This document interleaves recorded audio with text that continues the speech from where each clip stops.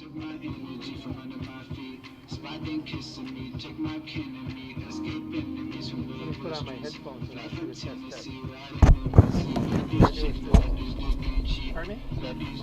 No, I'm good. Okay, check 1 2 3 1 2 3. Hello, hello, hello. How's that coming through? Check 1 2 1 2. Check check check. Coming through okay? Good. Echo. Say what? That's what I can hear there, right? Yeah. Well, it sounds great here. I haven't listened to it over the air. I mean, over my phone or anything, but the picture looks good. We're actually plugged directly into their system, so we got Cat 5 cable into their internet system here. So I'm running a 1080 out of here. Yeah, so looks good. Yeah, well, it's just going to be cold. That's all.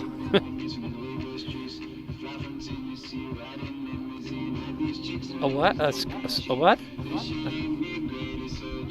Oh yeah, there is. There's a blue bug over there. Yeah, you're right. Yeah. How about that? All right. Oh, Kyle will be in at. Is he coming in 6:45 or 6:30? Okay. We'll be ready to go at 6:45. All right, buddy. Okay. Super. All right. Thanks. Bye bye. Those people are smart. They got their own campers. They got what? Their own camper. Yeah. Well, they're only letting 2 people per kid in, so yeah. Well, but that's a public road, so right. they can't do anything with that. No.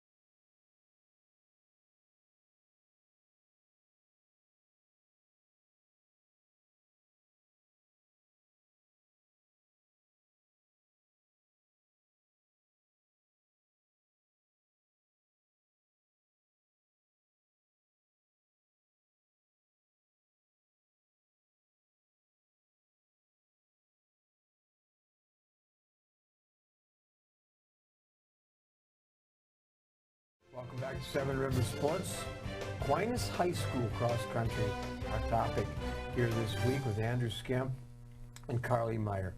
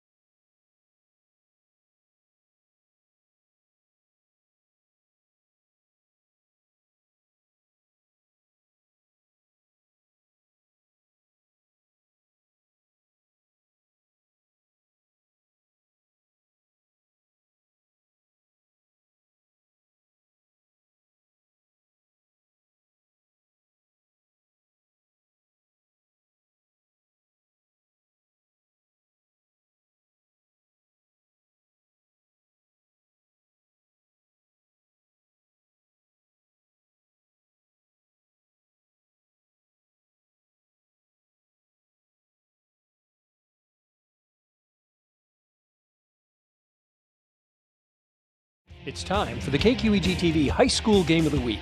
Tonight, the Aquinas Blugolds take on the Viroqua Blackhawks. The KQEG-TV High School Game of the Week is made possible by our sponsors, like Schneider Heating and Air Conditioning. Your comfort is their business on Southwest 2nd Avenue in Onalaska. Schumacher Kish, Funeral and Cremation Services in La Crosse, La Crescent, and Onalaska. Battery Mart, with batteries for your car, boat, snowmobile, lawnmower, even your snowblower. Battery Mart in the Industrial Park below Gunderson. Ace of La Crosse in the Shelby Mall, your work and play headquarters. Boyer's Furniture, quality furniture at affordable prices on South Avenue, La Crosse. Blaschke Schneider Funeral Homes, serving the Cooley region for over 90 years. And Kirchner Custom Builders. For residential and commercial building, call Kirchner Custom Builders. Now let's go down to the field at Viroqua High School and the KQEG-TV broadcast team, Rick Wilson and Terry Erickson. And good evening, everyone, and welcome to Viroqua High School. Rick Wilson along with Terry Erickson tonight, bringing you the Aquinas Blugolds as they take on the Viroqua Blackhawks. And Terry, the Aquinas Blugolds with a great season last year, 7-4, really on their way back, averaging about 25 points a game. Viroqua, on the other hand, I think they were 1-8 last year, and last week it was 48-6. They had a really bad game. They did, but let's start with kind of an overview. Okay, let's do that. Let's do that before we break down the games. Okay. You know the old saying, wake up in the morning, hope for the best, expect the worst. Well, late breaking news. We were hoping to find out how Toma did against Darlington, but late breaking news this afternoon, that game was canceled. Oh, was it really? Other games up in the air. Late breaking news, the President Trump flown to Walter Reed Memorial Hospital. Yeah, heard about that. With coronavirus. Yep. So, I mean, everything is so... a moving target, expectations. Students, are they in school? Are they not in school? The pandemic, virtual learning, blended, living in a bubble, modified expectations that you have in your lifestyle. All of us having to change and kind of be in a bubble. This is 2 hours of a distraction from all of that, Rick. All of those things that certainly influence people's level of concentration and level of just simply being in the moment. And that is our opening thought. All right. Well, that's pretty heavy stuff there. Well, we want to set the stage for what is happening. We do. Okay. So, yeah. And so here we are. Week number 2, we found another game, and we're hoping that we can find a game every week. But like you said, it's a week-by-week thing. The schedule you gave us, you did a great job putting it together. Throw it out. Who knows? Next week, we may not even be following the schedule. We may be in Mauston. These Blugolds playing at Mauston. We may be in DeSoto with Luther. Who knows? So viewers, pay attention to where we're at. That's right. You never know. All right. How about the team? Let's talk about these two teams. The team's Aquinas. Tom Lee in his 25th season, 8 years as head coach. Wow. And coming off a 7-4 season, first winning season, Rick Wilson, since 2018. Wow. Think of that. When the Blugolds won the Mississippi Valley Conference Championship. Remember the Knutson boys? Remember the Brzezinski boys? Remember Michael Balduzzi, who went on to play at UWL? The numbers, remember a few years ago, Aquinas had to forfeit a game. Yeah. And everybody thought they were dead on arrival. They weren't going to, the program was going to be down the tank. You know, the Doomsdayers, the Grim Reapers. Sure. But now they're back up. They have 54 players. They're building on last year's success. They've improved the culture, which was evident last weekend when they had their inter-squad scrimmage. They almost platoon, kind of like Toma does, or Holman does, only one player going both ways. So there is a new start built on last year's winning record for Tom Lee and the Aquinas Blugolds. A different culture, a different mindset. Yeah. Well, Viroqua, though, has been having a pretty tough couple of years. Last year they were 1-8. This year they're 0-1. They lost to Mauston last week.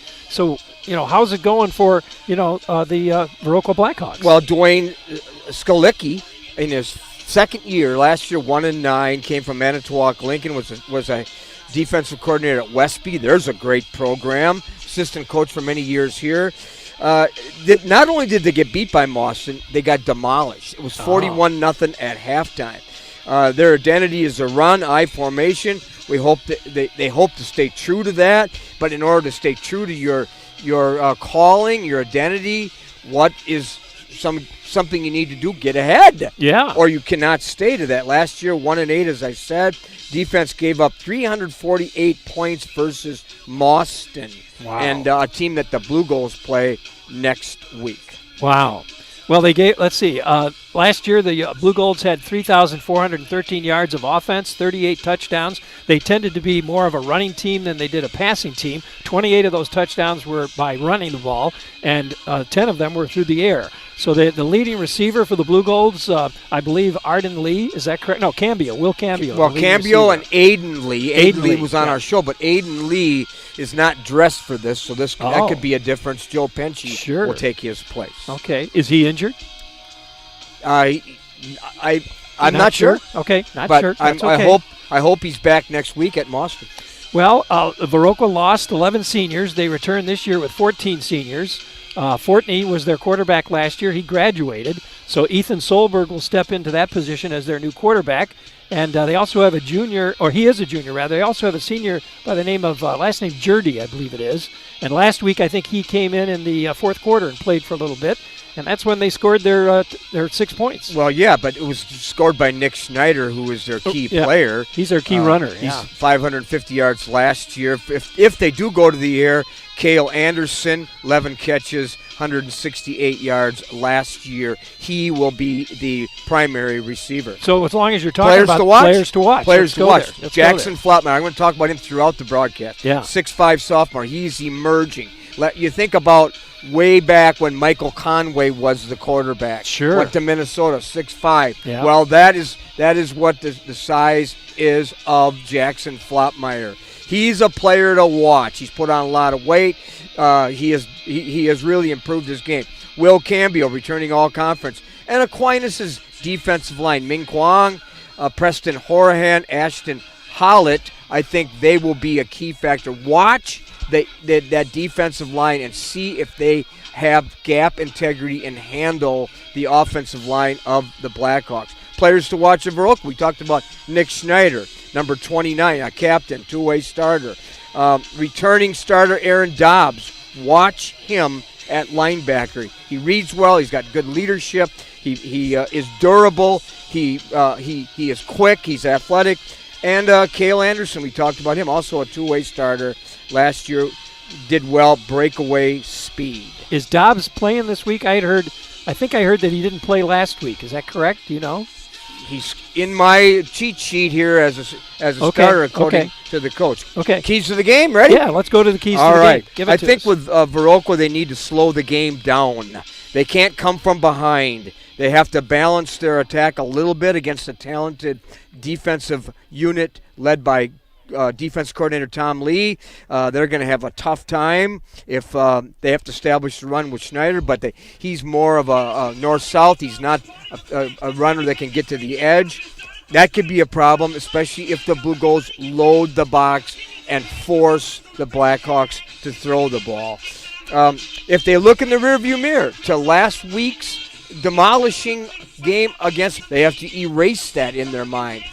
For the Blugolds, if they establish a run with Cambio, it really accelerates the fact that you will showcase Jackson Flatmeyer's talent to throw the ball. They have to have confidence in Flatmeyer. Last year he came in a tough situation. You and I were at UWL. He came in. They were down 0-7 to Prairie du Chien. They came back in game number 1 of their postseason and won 27-7 because remember that Gavin Wetzel was injured the first sequence of the game. I think that will be a key. And avoiding first game mistakes, pre-snap mistakes. Hey, how about last week Luther? Yeah. Despite winning, pre-snap penalties. Yeah, they had a lot killed of them. them. Yeah. And they need to get at least 6 3-and-outs and stop for a fourth down play. And of course, they need to make Viroqua throw the ball, which is not their staple. Right. And I understand last week Nick Schneider carried the ball a lot, but he really got nailed every time he tried to go through the line. And I think if the Blugolds do that same thing, as you said, if they do that same thing, then they're going to have a tough time running that ball. If they follow Mauston's game plan of stuffing the gaps, right, it'll be tough for the Blackhawks. It will definitely be tough. All right. Well, we're getting ready pretty soon here for a kickoff, folks. That's coming up in a few minutes, and we'll take a little break. Oh, by the way, I want you to know that coming up at halftime, we've got an interview, don't we, Terry, with a couple of young people from Aquinas. Yep, we do. Cross country, right? We do. Carly Meyer, Andrew Skimp. Okay, and I think we've also got some highlights from last week's Luther game that we hope to share with you also at halftime. So a couple of things going on at halftime tonight, and we'll take a break now, and we'll come back in just a little bit. So stick around, everybody. It's high school sports football on KQEG TV. You know, the thing I'm most proud of when I think about our company is the reputation that we've been able to build in this community. Our technicians have done a great job going out and performing magnificent jobs for the customer. And our customers have rewarded us with some really great reviews online. We have over 150 five-star reviews online right now. Our technicians do a great job out there, and our reviews show it. We can say without hesitation, when you choose Schneider Heating and Air Conditioning, you'll be glad you did. You know that Boyers is a small family business. That doesn't mean it's not fully staffed. Here's our sales department. Purchasing department. Delivery and setup. Warehouse crew. Quality control. Advertising. We've got the best in sales, service, and selection. Come on down and check out Boyer's Furniture. Are you losing money or are you making money? I'm Angela Miles. Watch Business First AM as we reveal what the pros know about building a bank account, saving for retirement at all ages and stages, or starting up your own company. Plus, our team of traders are eager to tell you how they handle the stock market in good times and in bad. It's time to stop procrastinating. Stay up to the minute with Business News Daily on Business First AM.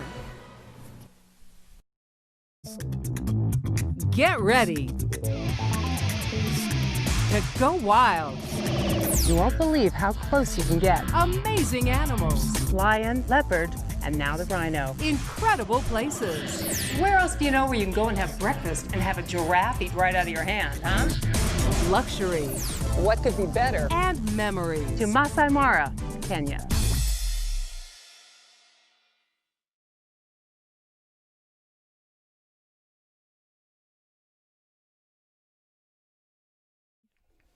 Welcome back, everybody. Rick Wilson along with Terry Erickson. We are at Viroqua High School, and here come the Aquinas Blugolds. It's funny about the Blugolds. They never introduce individually. Yeah. They're all about team. There's no I in team. T-E-A-M. Well, we saw that last week. Luther was the same way, and Boscobel, though, was individual introductions. I'd like to share so a little bit different. From Coach Skoleski and the football coaching staff. This is it. Your final year of being a Blackhawk football player. A little salute to the seniors. Salute to the seniors, yeah. Replicate what that is like. The hard work you put in, the friendships. It's just refreshing to be here, isn't it? It is. It is, because of all the things I talked about in the pregame.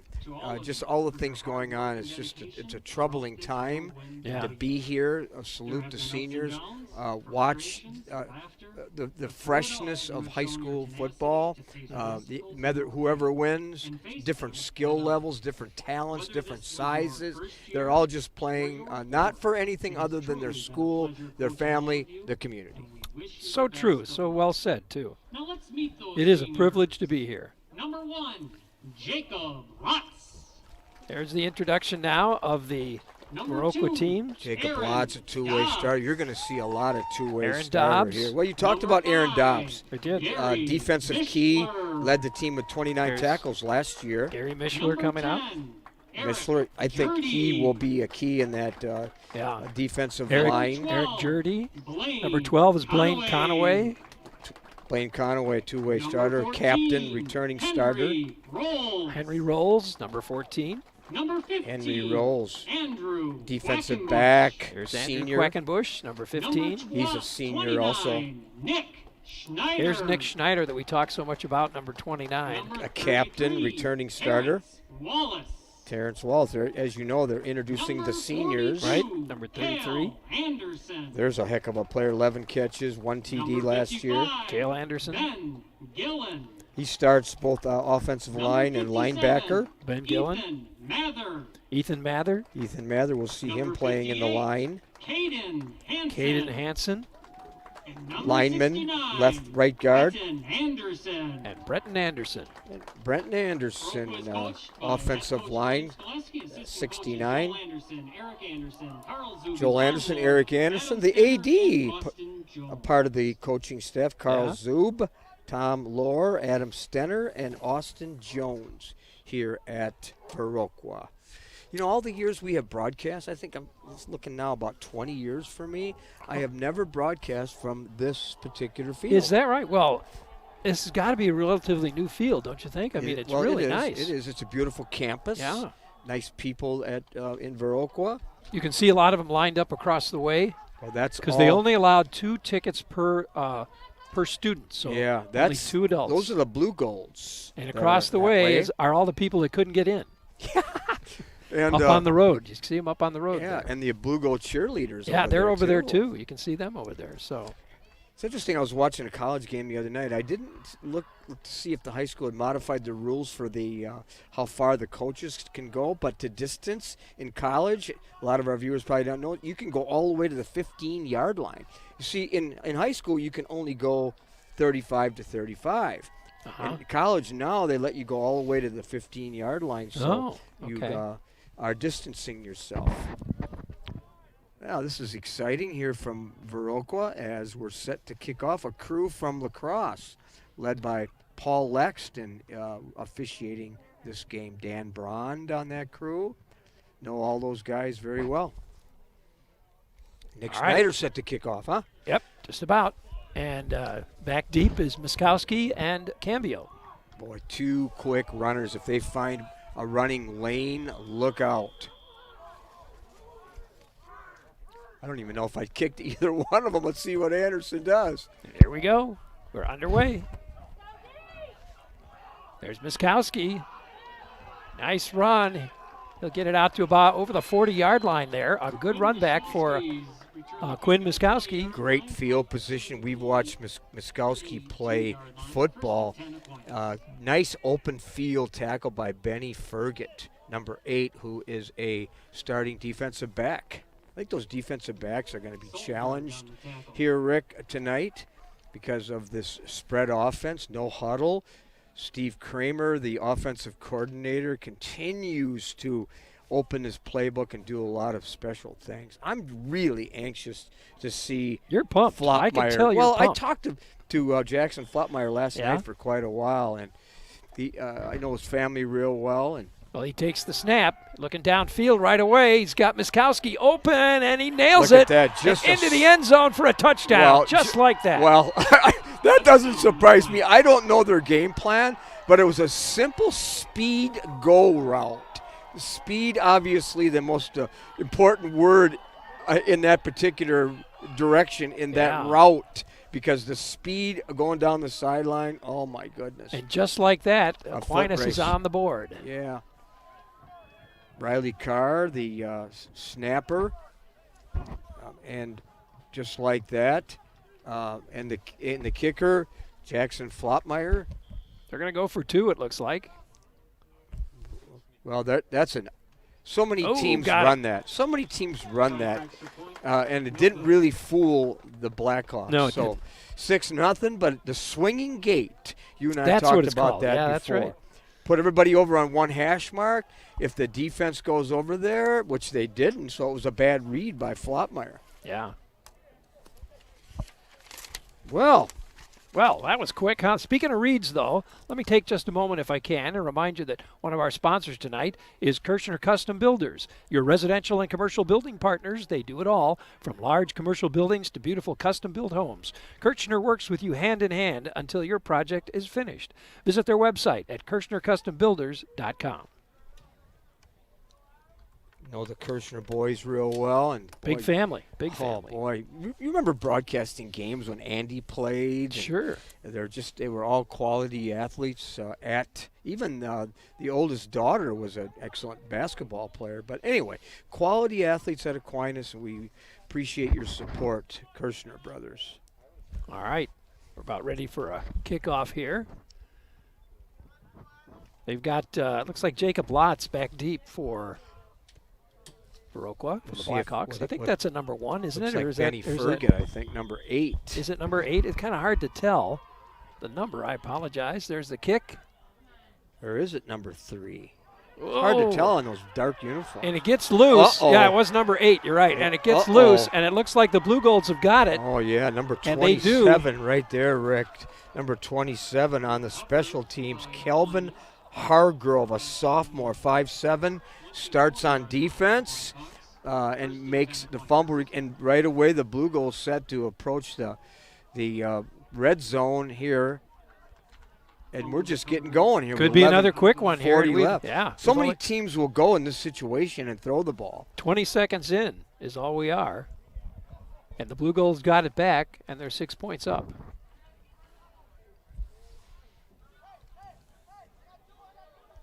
Benny Fergut having trouble catching that ball. He was way back too far, and the kick was much shorter, so he really had to chase it down and didn't quite get there. 2-by-1 set.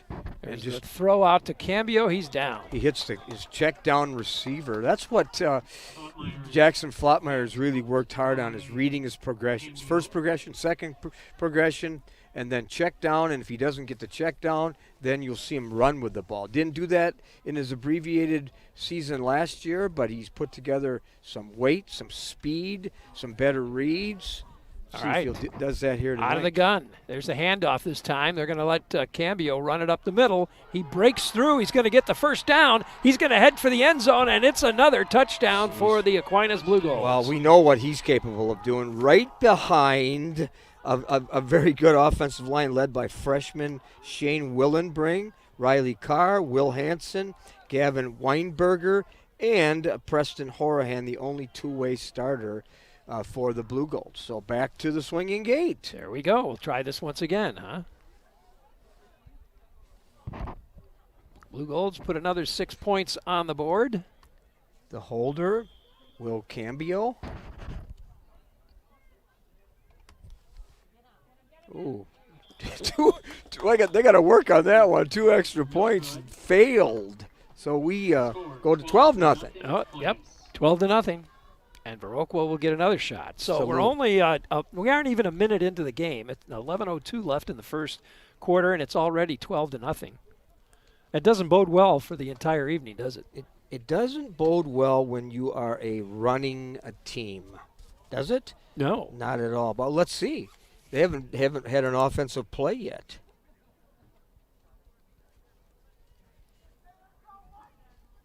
So let's see what Viroqua can do with it now. Once again, I think it's Fergut back once again for the kick here. And kicking for the Blugolds is Ben Corsi.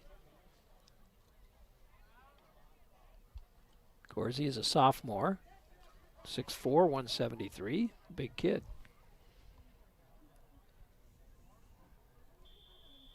So Hargrove fumble recovery, and Will Cambio takes it 20 yards.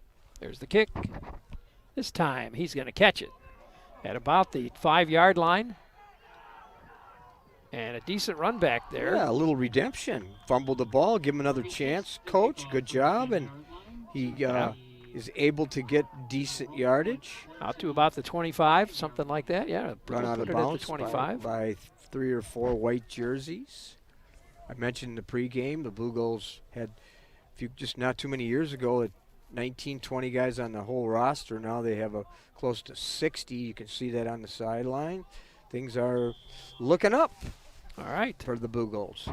Nick Snyder is the back. 2 backs in the backfield, and Solberg comes up under center. He hands it to the first back, and he'll charge through there. Nice run. Yeah, right. Good blocking, but also that hole well covered by number 28, David Moline, only a freshman. David Moline at 6 foot, number 28. Hargrove, another linebacker, along with Zach Schwartz, Joe Salvadelli. We remember him from basketball. Defensive line, Ashton Hallett. Second down and 6 Preston now. Horahan and Ming Hong. Here's Solberg under center. High formation. They put a man in motion. This time they toss it to Schneider. He'll go up the right side, and he'll get the first down. He drags a few Blugolds with him and gets it over the line for a first down. Boy, he ran hard, didn't he? Yep. Number 27 just hung on for dear life. That's Calvin Hargrove. Not very big, but tough player as a linebacker. Again, a sophomore. Lots of young players here. Defensive backs, Michael Liam, Paulie Reutemann, Chris Wilson, and then we mentioned Michael Liam. Led the Blugolds with pass interceptions last year. 1st and 10 now for the Blackhawks. And again, Solberg. And he'll pitch it. Goes to Schneider again. Schneider goes around the right side. It looks like they're trying to get to the edge, Terry, instead of up the middle this time. Trying to get to the edge that time, but you know who says nothing doing is number 5, Chris Wilson, the junior, with a good open field tackle. 2nd and 10. 2nd and 8. A gain of about 2 yards on that one. They move the ball to the 39-yard line. Holmes, Hansen, Goss, Otto, and Ben Gillen, the offensive lineman for the Blackhawks. And once again, send a man in motion. There's the snap. This time they go to the motion man who drops the ball. I don't know if that was an incomplete pass. They're going to call it an incomplete pass. Cale Anderson, the intended receiver. Well, that was close to a backward pass. Yeah. Just trying to get a bubble screen to the outside, see if they can get Anderson loose, but well defended by the Blugolds. 3rd down and 8 now for the Blackhawks. For many years, Tom Lee was the defensive coordinator when Dan Coughlin was the head coach. Tom Lee played at Aquinas, and of course you remember his son played a couple of years ago. Now is at Winona State. All right, 3rd and 8 now for the Blackhawks. There goes Anderson in motion again. This time Solberg's going to run with it. The Blugolds are closing in on him. They got him. He's down. I think he fumbled the ball. I think they got it back. Did they? You know who caused the disruption was Ashton Hallett, number 34. Didn't get the tackle, but he turned the quarterback inside, didn't allow that. Edge, returning starter, 6'2", 190 pounds, Ashton Hallett. Coaching staff talks high on Ashton Hallett. All right, here we go once again now. 4th and 14 now, and the Blackhawks will kick. He gets it away. Chris Wilson set to return it. A little bit short, though. They're going to let it roll. And they'll down it at about the 44-yard line. So the Blugolds will get it back once again with 8:17 left in the first quarter, and the ball on the 44, 1st and 10, Blugolds. Well, again, good field position for the Blugold offense. In the first quarter, they've played on half the field. Well, here we go, 1st and 10, Blugolds. Yeah, they've been having some great field position, haven't they? Sure have. Last 2 possessions here. The size of that Blugold offensive line. Will Hansen at 226, the center. Flottmeyer now out of the gun, single back, 2 receivers to the left side. There's a little mix-up there, and they try to do a double reverse. Actually, it was a play out of the Central Red Raider playbook. A little inside handoff to Joe Penchie. Again, starting in place of Aiden Lee. Well, they handed it to Cambio first, and then he handed it to Penchie. Yeah, well. Didn't fool anybody. No, good now penetration. It's 2nd and 16.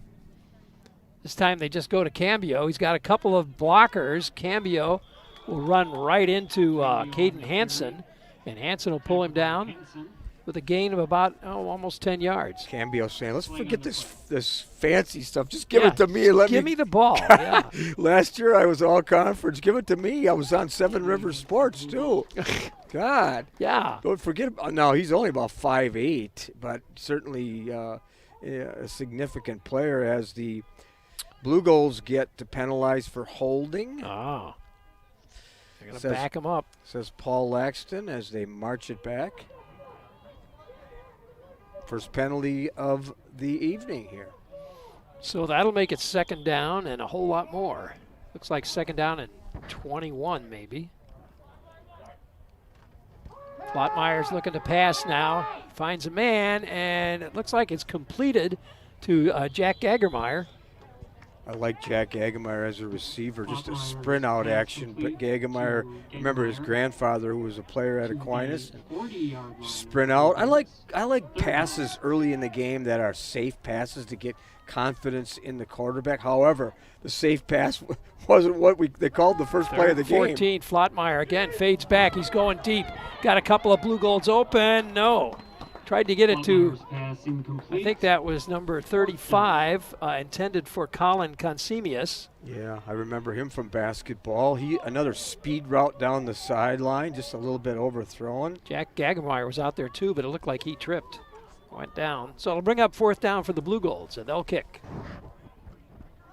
Jackson Flottmeyer set to kick. He's got a lot of the same skill set that Michael Conway had. Gary Mischler back deep for the Blackhawks to return it. There's the snap. The kick. Oh, it's not a very far kick. That's going to go out of bounds. That's going to only be about 10 or 12 yards, I think, Terry. Yeah, it was a rugby-style kick. It didn't go roll the way the Blugolds wanted. So let's see if opportunistic Blackhawk offense can take advantage of that. Well, they've got some good field position now. They're in Aquinas territory. Ball's going to be put on the 48, 49-yard line. 1st and 10 for the Blackhawks. They're going to need to have good offensive line play to be into this game. Nick Schneider at the top of the eye. Solberg calls for the ball. Fades back. He's going deep with it. He's looking for an almost picked off. Intended for Jacob Lotz. And almost picked off. I think that was Paulie Reutemann. Is that right? Well, it was single coverage on the outside. Number 15, I thought Quinn Miskowski. Was it Quinn? On the defense, and he just played man for man and didn't give an inch. Maybe I'm wrong. Maybe that was number 19, Salvadelli. Anyway, good defense. All right, here we go. 2nd down now. Blaine Conaway goes in motion. The handoff is to Schneider, and he'll take it up the middle this time, and he'll get about 2 yards on that run. Yeah, again, the gap integrity. What a fighter, though. Boy, I tell you. He runs low. Ran right into the arms of number 41, who was held his ground well, Ming Zong. I got to make sure I got that right. A senior, 6'2". I think it's Kwang, 230. Timeout, Blackhawks. 3rd down and a timeout for the Blackhawks. So if they're going to take a timeout, I'll tell you what, Terry, we're going to do the same thing, take a quick timeout ourselves, and we'll be back with more of our game right after this message from one of our sponsors. At First Community Credit Union, we count on the community and our members, and they can count on us. First Community Credit Union is owned by its members, and we take pride in serving them the best way we know how, with friendly, personalized service. Since 1961, we've strived to provide a source of credit at a fair and reasonable rate. Whether you prefer to bank online or in person, we're here for you. Stop by one of our locations or give us a call today. First Community Credit Union, our community first. No soap opera. I got this. No lying. You know how many times I've heard that? No nonsense. The simple fact is, Judge Hatchett has seen it all, and with over 20 years on the bench, she knows when someone is trying to get away with it. I'm really having a tough time believing that. Never predictable. It is not her fault. Always powerful. Did you set him up? Don't miss The Verdict with Judge Hatchett. And welcome back, everybody. Rick Wilson along with Terry Erickson. Viroqua with the ball, and they didn't get anywhere with it that time. Little inside trap, just did not even get back that to was Cale Anderson, the ball line carrier. Of scrimmage, yeah. So that'll bring up 4th down. 44, Pearson Feehan, the junior, makes the tackle. 4th down, and once again, Blackhawks will kick the ball. Feehan and Hargrove, Moline, and Schwartz, the Blue Gold linebackers.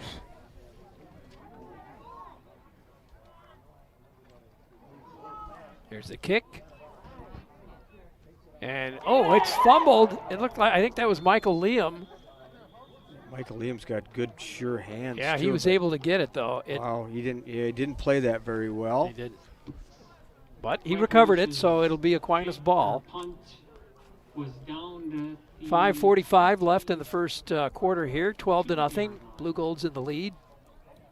First and 10 Aquinas. Actually make that to the 20-yard line. First and 10 Aquinas. So here come the Blugolds once again. Again, 6'5" Jackson Flopmeyer. He's big, isn't he? At Big the quarterback spot. 213, 6'5". I'll be interested to see him play basketball too. Yeah. First and 10. There's the snap. Quick throw out to the flat. Yeah, he and he put his knee down, didn't he? Put his knee down and trying to. Down. Yeah. Consemius, the ball receiver there. Yeah, Consemius. I know his dad pretty well. I know his mom. Yeah? Yeah. Second down and 12. Consemius says, I didn't mean to do that. Second down and 10. Flotmeyer once again from the gun. Takes the snap, gives it to Cambio. Cambio goes around the left side and maybe a yard or two on that one. Well defended Well, by the maybe Blackhawks. Very well defended. Cambio is First guy to meet him, number 5. 4 yards. Gary Mischler, the senior, got introduced for senior day and makes a good open field tackle. Third down and 8 now for the Blugolds. Flotmeyer once again from the gun. They've got receivers right and left. And they'll go left with it. And I think they're going to get the first down out of that one. Play action, a little screen to the short side of the field. I think you're right. I think he did get it. No, maybe not. No, he didn't. That's Gagermeyer, the receiver there, but it brings up fourth down. They missed it by, oh boy, less than a foot or less than a yard, it looks like. But 4th and 1, they're going to go. Are they going to go for it? No, they're going to kick. I would think they would. Yeah. Now Flotmeyer's going to run with it. He's going to keep it, and he'll get the first down. Interesting. He goes to the short side of the field. Was that so many times when you're back as a quarterback, running back, even not as a runner, if you have an opportunity to run, you see a lane open up, you can go, you can run. But now you better get it too, right? Right, yeah, and he did. He did. I'll have to ask him tomorrow if he did have the option or if it was a design fake. First and 10. Oh, they need one more player out there. There we go. Flotmeyer out of the gun. Receivers right and left. He goes to Cambio. Cambio takes it up the field, and he's got another first down. Yards after contact. That's what he's good at. 14 yards on that play. His spin did it, too. He spun out of the grasp of the number 42, Cale Anderson, and got the first down. We had a timeout. Blackhawks. Oh, okay. Well, that gives me an opportunity then. The opportunity to let people know another one of our sponsors tonight is Blaschke Schneider Funeral Homes. They've been serving the La Crosse area for thoughtful services for over 80 years, 2 locations, Caledonia Street and West Avenue. And before the game ends tonight, we'll choose a Blaschke Schneider Funeral Home player of the game for both Aquinas and Viroqua, excuse me. Stay tuned. That's coming up in the 4th quarter tonight. And I know I don't normally like to do this, but Terry, I got to mention what a great guy Mike Schneider was. We lost him just not even a month ago. He passed away, and he was a big supporter of Aquinas and of our ball games. And his son Adam said, we're going to continue that tradition, Rick, so we're going to stay with you. Kind of in honor of him. Yeah, no, in many ways, yep. I'm glad you said that. There's nothing wrong with that. I mean, we need to mention people that are in the community that are such a vital part of making impact in the lives of so many, like Mike. I remember Mike as an athlete at Arcadia. I remember him watching his kids play at Aquinas. And I remember him at St. James. And so that was a tough loss for the lacrosse community. Absolutely. Great guy. Great guy. All right, we're down to 3:55 now. Aquinas, 1st and 10 with the ball. Got it on the 45. Here's Flotmeyer with a quick throw out to the flat again. And this time he gives a straight arm and down the sidelines. Down the sidelines he goes, and Consemius is going to pick up a whole bunch of yards. He looks very impressive with his balance. That time he didn't go to his knee. I'm sure he thought, I'm not going to do that again, huh? Yeah. And went out of bounds before he almost broke it away. Yeah, it looked like he was gonna for a minute there. Well, we got another. We got a penalty? We got a caucus here. It looks. Oh, they're going to call a penalty against the Blugolds. Do they not have flags? Dan Brond calls the penalty. So what?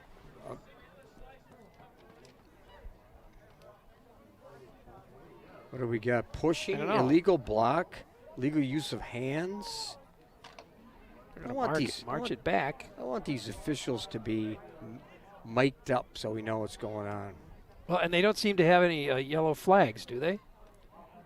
I didn't see one fly anyway. I guess they do have them in their back pocket, but I didn't see one on the ground. Well, you know, just like in the NFL and college, you use electronic whistles. Yeah. No whistles in your mouth, of course. You have to have masks. Yep. Well, they do still get the first down, though, because it's from the spot of the foul. So they will get the first down, and it's 1st and 10 on Blackhawks 45. Now the Blugolds will put 2 out, but no, they're going to go to Cambio again, and Cambio will go up the left side, and he breaks free. Can they catch him? No. Cambio into the end zone for a touchdown. Well, if we replayed that, we would see an incredible block by number 55, Riley Clark. I'll replay it right now. Riley Clark that led him into a gap, and the rest done by Cambio. Very nice. Into the end zone and a touchdown. Second one for Cambio. We're going to do that gate thing again now? See, there's not a lot of players over to on the hash mark, so just simply throw it over there. Nah, forget it. We're going to call a timeout. Timeout called? Okay. A little confusion. Timeout, Blackhawks. Blackhawks with a timeout. I thought it was. I don't think so. I think it was a timeout for the Blugolds. Yeah. 18-0 our score right now.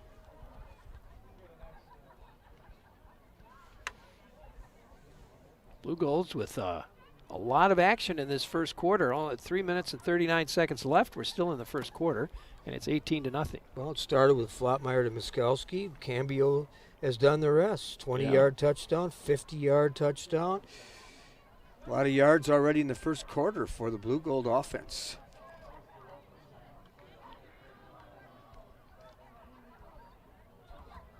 And here they come on back out.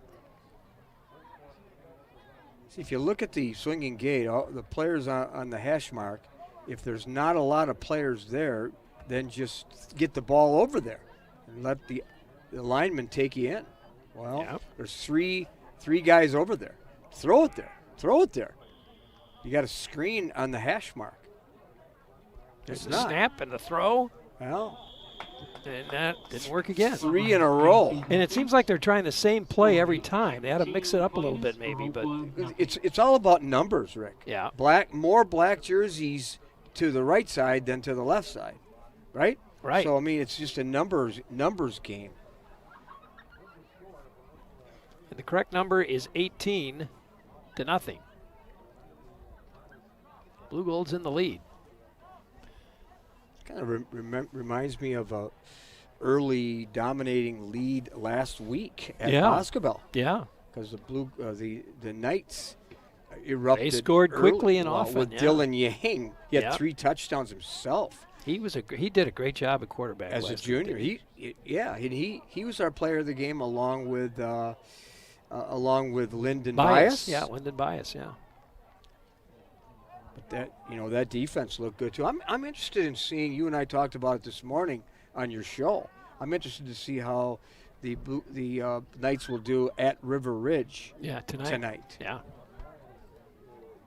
And I'm interested in Onalaska's hosting Edgar. Division 7 Edgar, who went to the state finals last year and got beat by Blackhawk. So who knows what's ahead for high school football in the state of Wisconsin. This time the Blackhawks have 2 men back deep. And the kick just as a ground ball, and it bounces off of Blackhawk. He's going to fall on it, though, quickly. Henry rails, bounces right off of him, and he is able to follow it and save the ball. Rule of thumb there is do not try to pick it up and run with it. Just fall on it. Yep. Viroqua digging themselves a hole here in the first quarter. 18-0. Let's see if they can open up their playbook here. You need to work on first downs. To get first downs, you get a touchdown. So here we go. I formation, Solberg under center. 2 receivers out. There he goes. The handoff is to Schneider. Schneider will go up the right side there and pick up about 7 yards on that one. He got to the second level, didn't he? Yeah, he did. He's a fighter. He's got some power in those legs. He got there. He got off the ball quickly. Tackled by Paulie Reutemann. We remember his sister was a good player at basketball. Aquinas, basketball, a junior.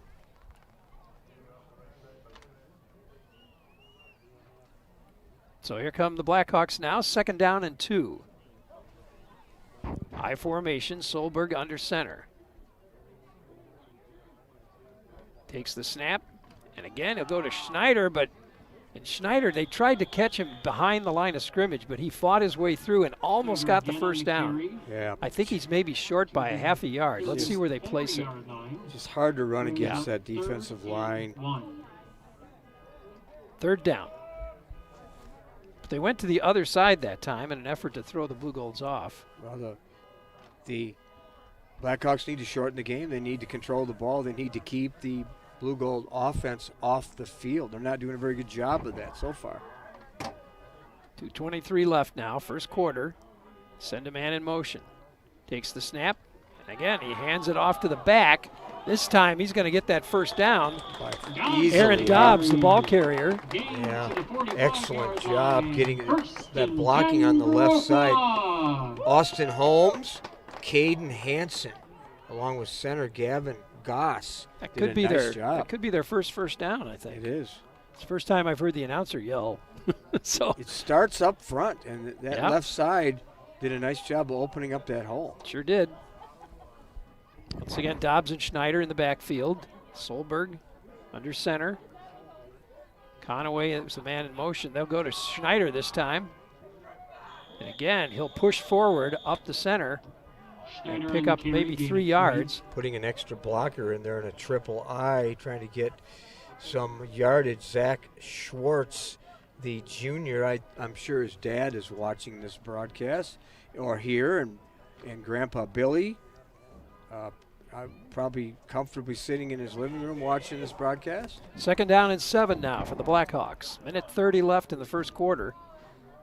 Comes the snap out of the gun this time. They're going to send Lutz in motion. Solberg looks to pass. And it's picked off. Blugolds intercept that one. That was, I think, Salvadelli, Joseph Salvadelli. Yeah, he's their key defensive back along with Liam. It started with dysfunctional, kind of bad snap. The timing was off. And then rolling out and not making a good decision. Blugolds get the ball again with good field position. Good field position, yeah. They're going to put it at the 47. Blugolds' own 47-yard line. Black Ryan to surprise the Blugolds didn't work. No. So 1st and 10 Blugolds with 1:15 left in the first quarter. Back in the gun. Flottmeyer, 2 receivers to the right side. He'll go to Cambio. Cambio cuts through the line, and he'll pick up about 7 yards on that run. Yeah, Cambio, again, in motion to the short side of the field, runs behind his left side. That's Will Hansen, Weinberger, Horahan, opening up a nice hole. 2nd down. Under a minute left in the first quarter here. 2nd and 5. Flottmeyer looks downfield. There's the throw. He's looking for a man. Oh, just overthrew him by a few steps. Matthew Reutemann was the intended receiver. Actually should have been caught, I think. Now, that's not an easy catch when you've got a go speed route and you're going down the sideline full speed, but it just reinforced to me Flottmeyer's ability to throw the ball 50 yards in the air. Yeah. Okay, 44 seconds left. 3rd down and 5. Reutemann was his hot receiver the whole way, too.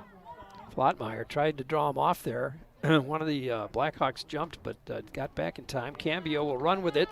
He's got the first down. And they'll take it down to about the 40, 39. They sure like that short side. Half of it there. Yeah, just a bubble screen trying to get him loose. Colin Consemius again. Behind Jackson Christensen, number 7. Yeah. A blocker. Little blocker First there. time we've called his name. Yep. 2nd and 5. 2nd down and 5 now. 12 seconds left. Clock ticking. Flottmeyer goes to Consemius. It's Consemius gets away from a tackle. How did he gets taken down with 3 seconds left? How did he run out of the tackle and that the clock time? runs out. Blaine Conaway hit him right at the line of scrimmage, and he just ran right through him. Wow, that was impressive. That brings us to the end of the first quarter, so we'll take a quick break, and we'll be back with more right after this. You know, the thing I'm most proud of when I think about our company is the reputation that we've been able to build in this community. Our technicians have done a great job going out and performing magnificent jobs for the customer. And our customers have rewarded us with some really great reviews online. We have over 150 5-star reviews online right now. Our technicians do a great job out there, and our reviews show it. We can say without hesitation, when you choose Schneider Heating and Air Conditioning, you'll be glad you did. She's savvy. You're responsible for it. She's sincere. You should just be doing the right thing. And she's always supreme. You're going out of here. Judge Karen brings humor and compassion into her courtroom. And when that gavel comes down, Good luck to you both. people know it. I'm going to make sure justice happens. Yes, I know. Always fair, always bright. You should have known better than this. Don't miss Supreme Justice with Judge Karen.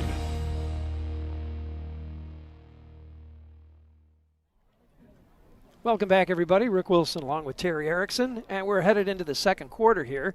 Blugolds ahead, 18-0. We got lots of loyal people that watch our broadcast. Mike Horseman is one of them.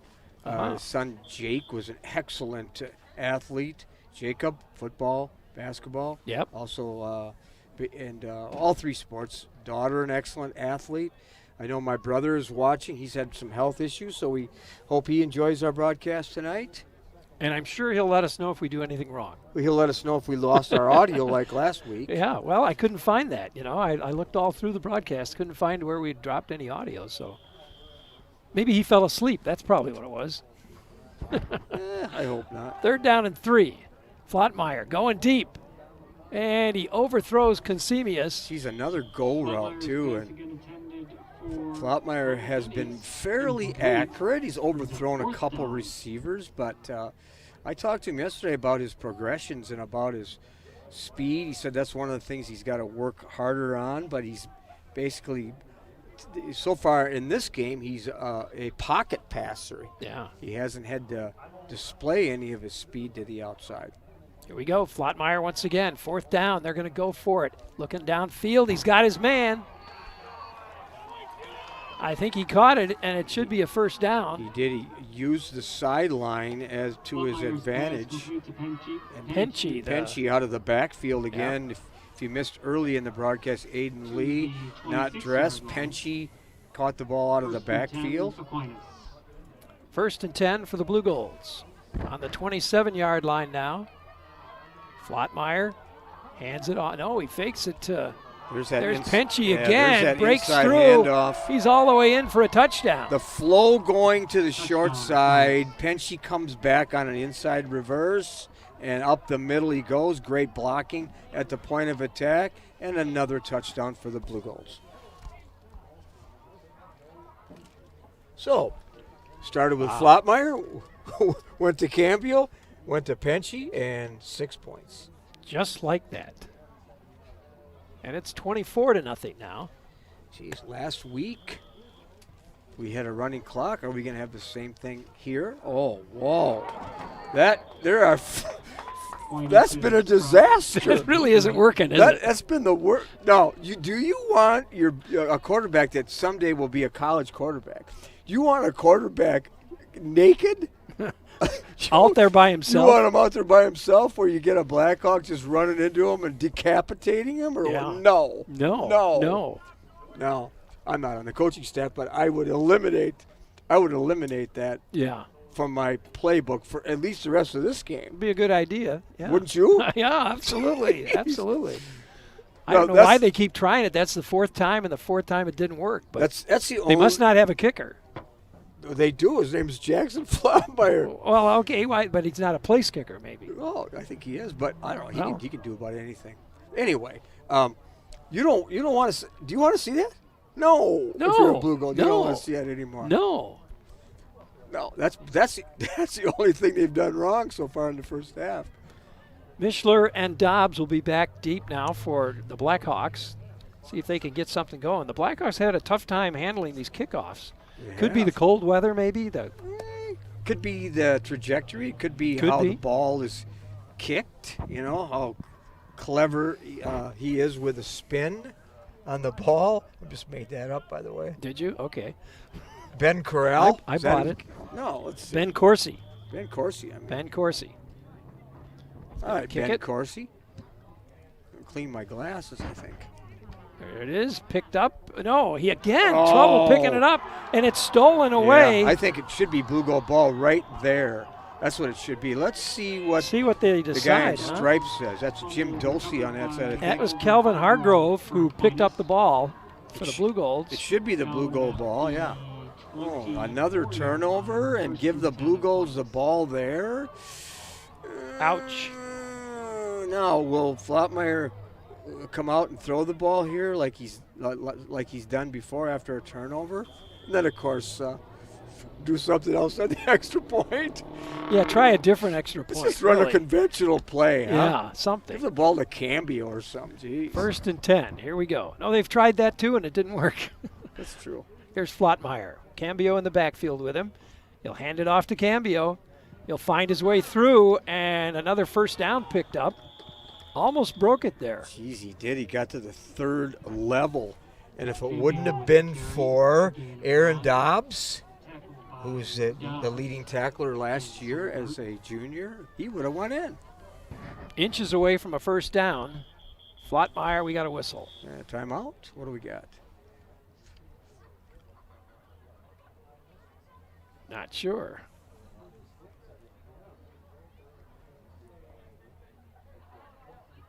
I think it was, yeah, no, it was just yard markers, not set right. Ah, okay. Little speed game now by the Blue Golds. Oh, they're saying it was a first down. Yeah. Okay, and they didn't move the markers, so now they're moving it. So, first game for the volunteer guys on the sideline. Give them a break. 1st and 10. Here we go. There's the snap. Quick out. And into the end zone for another touchdown. Oh, my goodness. That was Jack Gagenmeyer. Yeah, to the ball short carrier. side. Grandpa will like that one, as well as his whole family. You think of names in the past for the Blue Golds. I remember a Gagenmeyer that played basketball. It was like one of the best basketball players this Cooley region has ever seen. Could shoot the ball from the twilight zone before the three-point line was even in play. I remember that name. Well, 30-0 now. Let's see what they're going to do for an extra point this time. Oh, don't tell me. Don't tell me swinging. Oh, just forget it, will you? Just shift. Go back to the middle of the field. Come on. Oh, I don't think they know what they're doing. Let's see. 3, 4. We got 4 on this side now. We got a little better numbering. Going to try to pass it. No, Flottmeyer's going to try to run it in, and this time they get it in there. I told you could run the ball. You're right. Except, I don't know. So they'll pick up another 2 points. Well, the first time they've made that converted. work. First time they made it work, huh? Did you see the numbering was a little bit better, though? Did you think so? There was more protection for Flottmeyer. Okay. I know his mom and dad are probably sitting over there. Don't do that so my kid gets hurt. Well, 32-0. So is Brad Reinhardt, the basketball coach. He doesn't want to see a 6'5" kid get hurt. No. You know, basketball is going to start later this year, according to the WI. It's not going to start until December. And, of course, you know, that's even up in the air. Well, it usually starts late in November. But you mean start practicing? Well, they're going to start practicing late in November. Yeah. Well, that's no, later in November than they do, and games will begin and then the season is abbreviated. So boys or girls? Both. Usually they stagger them. Well, girls start a little, but pretty much the same, a week or so apart. But now the state tournament, if you're looking at your calendar, is in February. So the season ends at the end of February. for both boys and girls. So are they going to play a lot? And then football starts. Did you More know that? games per week? No, or less will games. they'll play less games. Okay. Well, and then football starts in early March. Did you right. know that? Yeah, it starts for Central and Logan, I believe. All teams that didn't play now, yeah. Exactly. All the way down to the 1 yard line. He's going to pick it up and run it back. That's Mishler, Gary Mishler, the ball carrier. Yeah, that was a nice run back. Gets it out to about the 15-yard line, so almost 15-yard run back for Mishler. That was a good job. That was a bright spot. Tackled by Joe Panchi, number 6. Yeah, and football starts in March, and then baseball and all the spring sports start in May and go till late June, early July. Wow. So we could be doing baseball under a hot sun, huh? That's okay. We like that. Yeah, but sometimes the computer won't operate. Well, you have that expensive tent you put in your car. Oh yeah, that's right. Yeah, that expensive tent. Schneider with the carry. Not much for Snyder, because who comes up from his linebacker spot? You guessed it. No, defensive line, Ming Hong. 2nd and 7. 2nd down and 7 now for the Blackhawks. He's a big kid, 6'2", 260. Been in the weight room a lot. Solberg under center. I formation again. They send a man in motion. Conaway in motion. Oh, he's hit. Whoa. Aaron Dobbs, the ball carrier. First he ran out of the tackle of number 18. Good job, Zach Schwartz. And then guess what? David Moline comes up and almost helmet-to-helmet contact. That was, you could hear that way up here. They're calling a penalty, Did I they? believe, yeah. Was it helmet-to-helmet? It looked like it was. It wasn't malicious. It might have been illegal, but he wrapped his arms around him, and perhaps a good call by the officials. The result of the penalty will be a first down to the Blackhawks. You know, you see games on TV where it's absolute missile type of malicious hits, leading with a helmet. That wasn't. That was not, No. But it'll give the Blackhawks a first down and move the ball downfield for them. Probably a good call.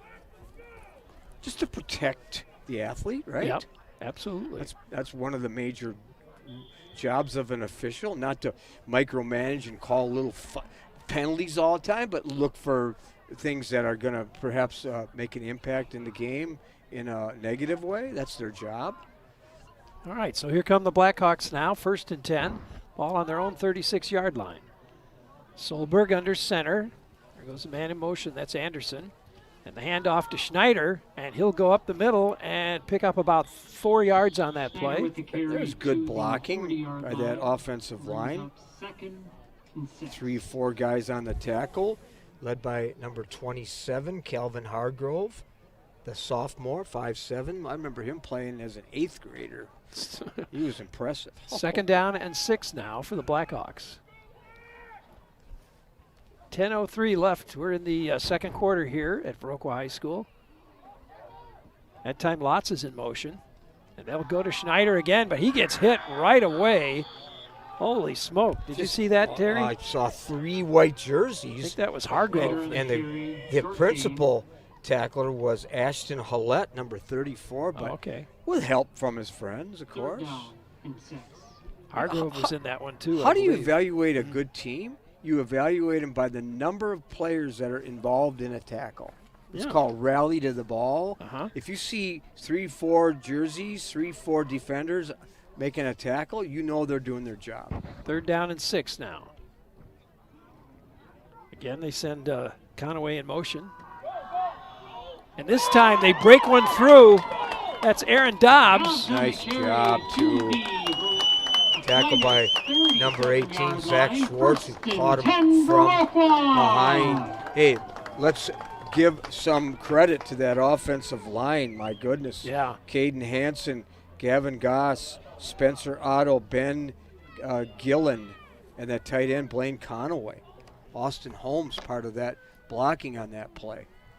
That was nice. That was nicely a bright spot. done, yeah. 1st and 10 now for the Blackhawks.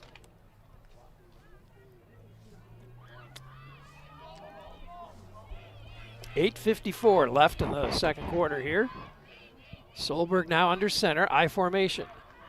Conaway in motion. The snap. He's looking to pass this time. Looking for a man. He's throwing to Anderson, and they're going to be flags all over the place.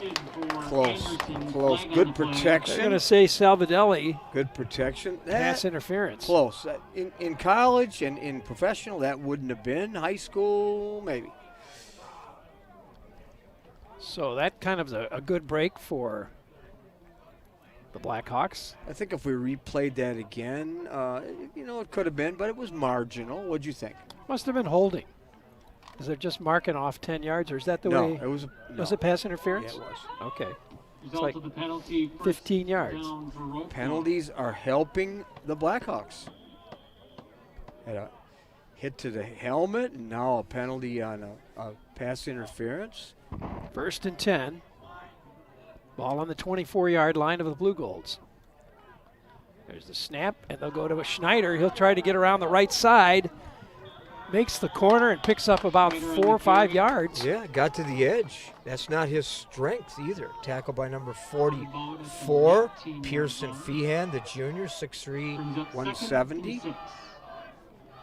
If you missed the early part of our broadcast, only one blue gold going both ways. That's incredible. That's pretty good. Preston Horahan shows you the depth of these Aquinas blue golds. I guess. 8 minutes now left in the first half. Blackhawks 2nd down and 6. Fakes the pitch, hands it off the other, a little misdirection there. Just a comeback is what they call it. Yeah. Fake the toss and bring your back across away from the flow. Conaway, the ball carrier that time. 3rd down, and it looks like 6 still. This is 4-down territory. They're going to move it. They're going to move it. Make it 3rd and 3. 3rd down and 2. Blackhawks desperately need to get something on the board as we approach 7 minutes here. Solberg in the I formation this time, up under center.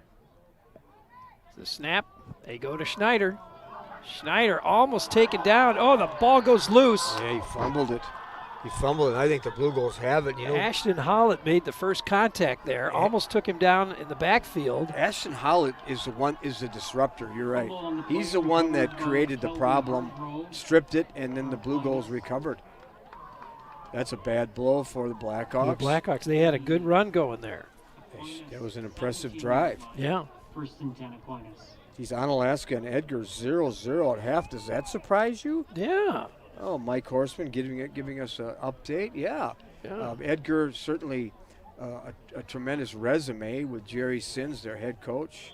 Over 400 wins coming from a Division 7 to play the big guys from Alaska. 32-0 now, 7:10 left. Blugolds with the ball. This time they go up the middle with it. Didn't get very much. Lucas Beck, the ball carrier that time. Yeah, Lucas Beck, what a resume here. He has tackled by number 5, Gary Mishler, who helps him up. Fastest 100 meters in the history of the state. Really? Is that kid, Lucas Beck. Wow. A senior. 2nd down and 5 for the Blugolds. The snap, quick pass to Consemius. Whoa, he loses the ball. It flips out of his hands. I wonder if he's able to recover it. It just popped up into the air. And Blackhawks recover it. First turnover, I do believe, for the Blugolds. Blugolds, yeah. It's just, I don't think they knocked popped it. Well, I think so. I think somebody popped it right out of his hands. I thought he fell on it, but I guess they got it away from him. So 1st and 10 Viroqua. 1st and 10 for the Blackhawks. They get it back. Boy, they needed that. Excitement from the PA announcer above us on that one. Yeah. Let's see if that excitement transfers into a touchdown here, huh? A lot of Blackhawk fans sitting on top of the hill to our left too, huh? Yep. See that? All right, here we go. 1st and 10 for the Blackhawks. This time out of the gun. Solberg, single back. Looks downfield. He gets hit. Oh, he gets hit right away. Whoa. Coming through there really fast is David Moline. and he just takes him down. David Moline has got a bright future, I'm telling you. Somebody missed a block there. Now, you ready for this? David Moline, a freshman, 6 foot, 167 pounds, a freshman. Wow. Tom Lee orders up a stunt, and look what happens. Perfectly called from the weak side. Kind of a blind side hit, wasn't it? 2nd down and 18 now. .620 left in the half. They'll hand it to Schneider. Schneider will try to get around the right side. He carries about 3 blockers with him, or 3 tacklers with him before they finally get him down. He did. He ran out of the tackle of Zach Schwartz, but guess who came up? Chris Wilson, the junior, excellent baseball player. I think he carried Chris a couple of yards before he finally pulled him down. His brother, an excellent athlete. He's the youngest of the Wilson boys. 3rd and 12. 3rd and 12, a gain of 6 on that one.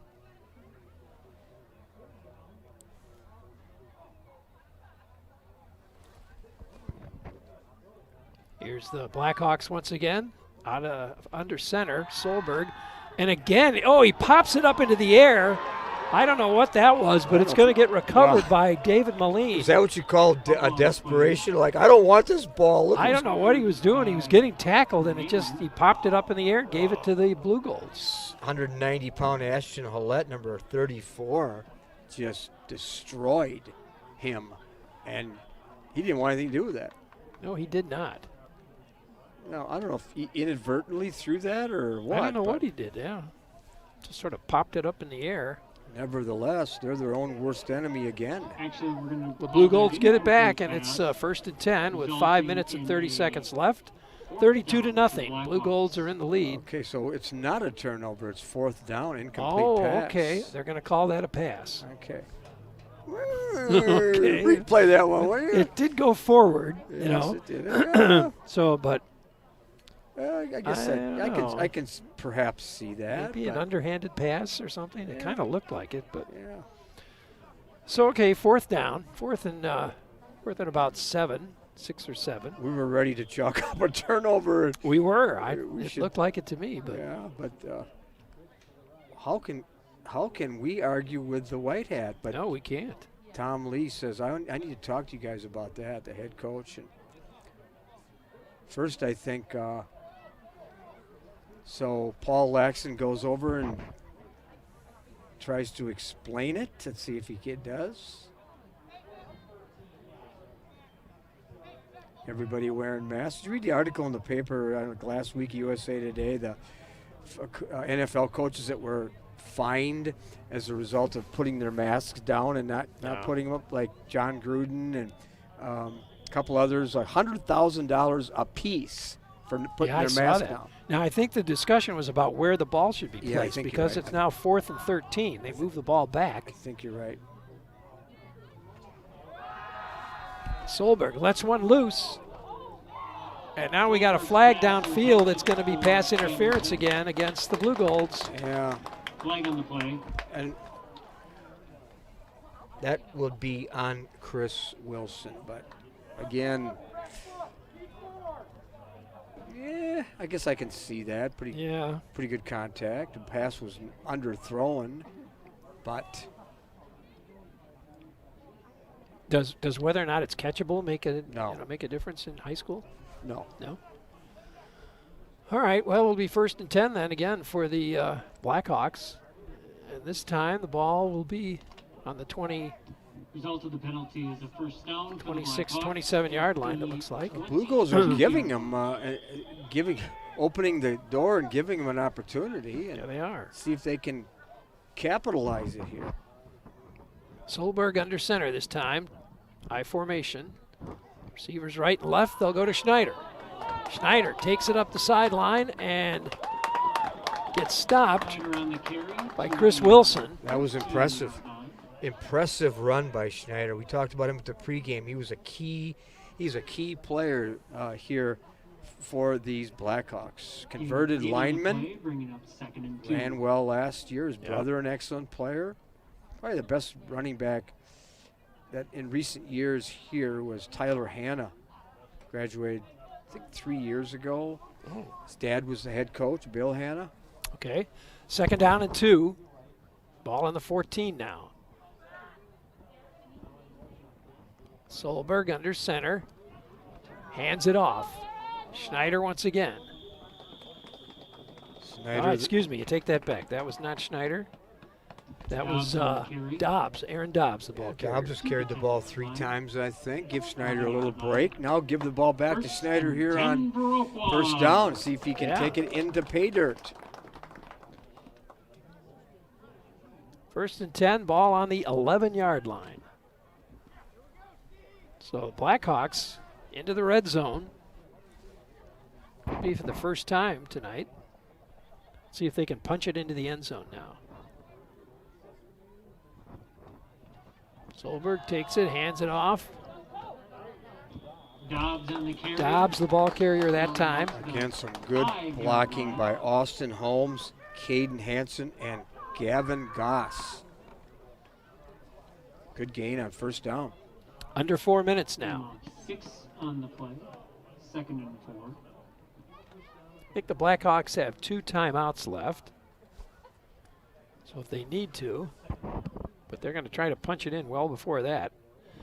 Once again, I formation. They send a man in motion. That's Anderson.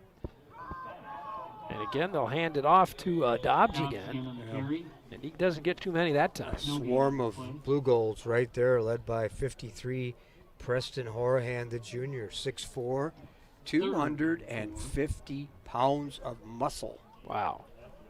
Well, pretty much met him right at the line of scrimmage. There's no gain on that play. It'll be 3rd down and 4 once again.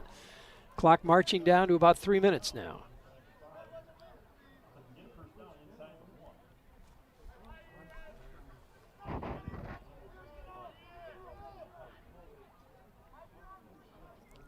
Once again, Blackhawks with the ball.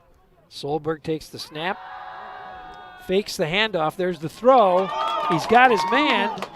He hits Aaron Dobbs, and a touchdown for Viroqua. Play action, rolled out, beat number 44, Pearson Feehan, and just what they Blackhawks needed, 6 points. Bang. Boy, I'd say they needed it. That was an impressive drive, helped by some penalties.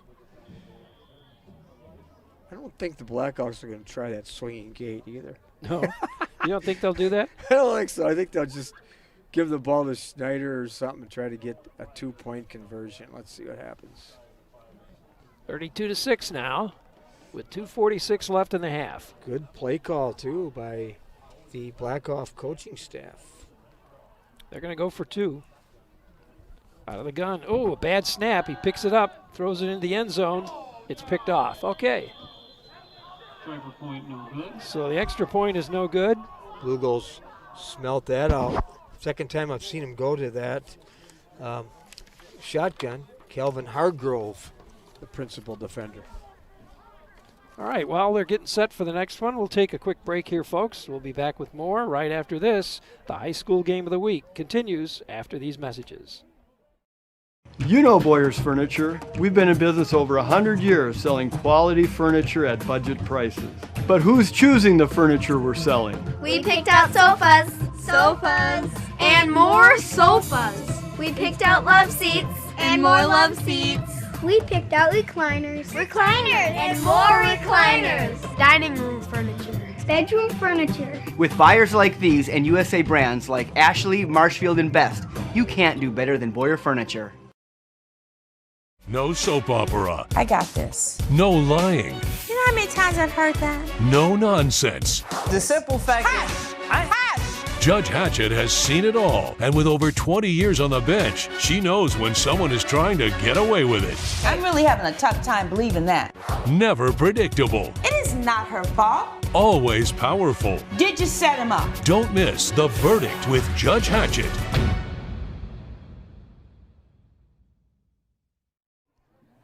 Welcome back, everybody. Rick Wilson along with Terry Erickson. 2:46 left in the half. Our score now 32-6, and the Blugolds are going to get it back once again.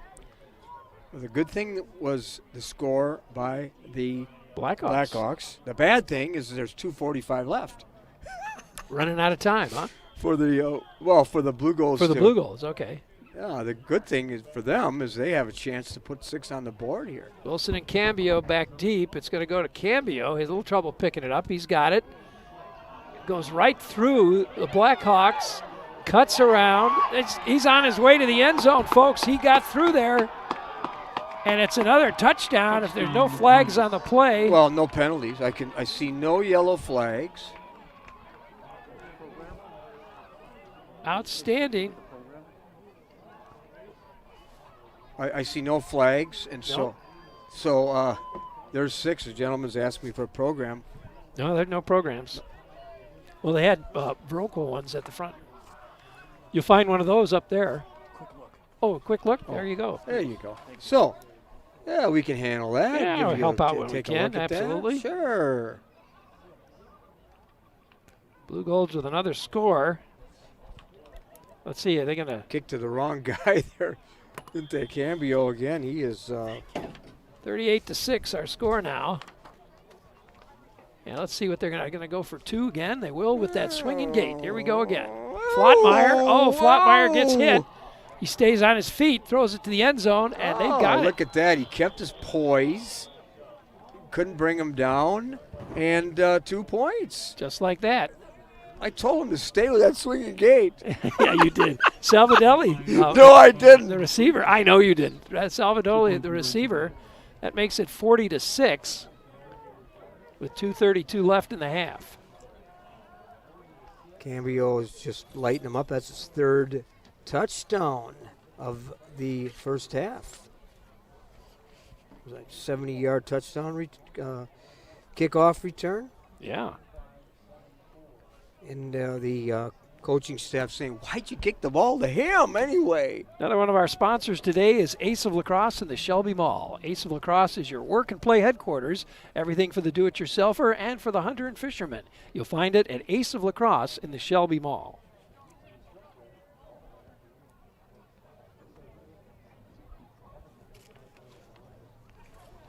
All right, here we go.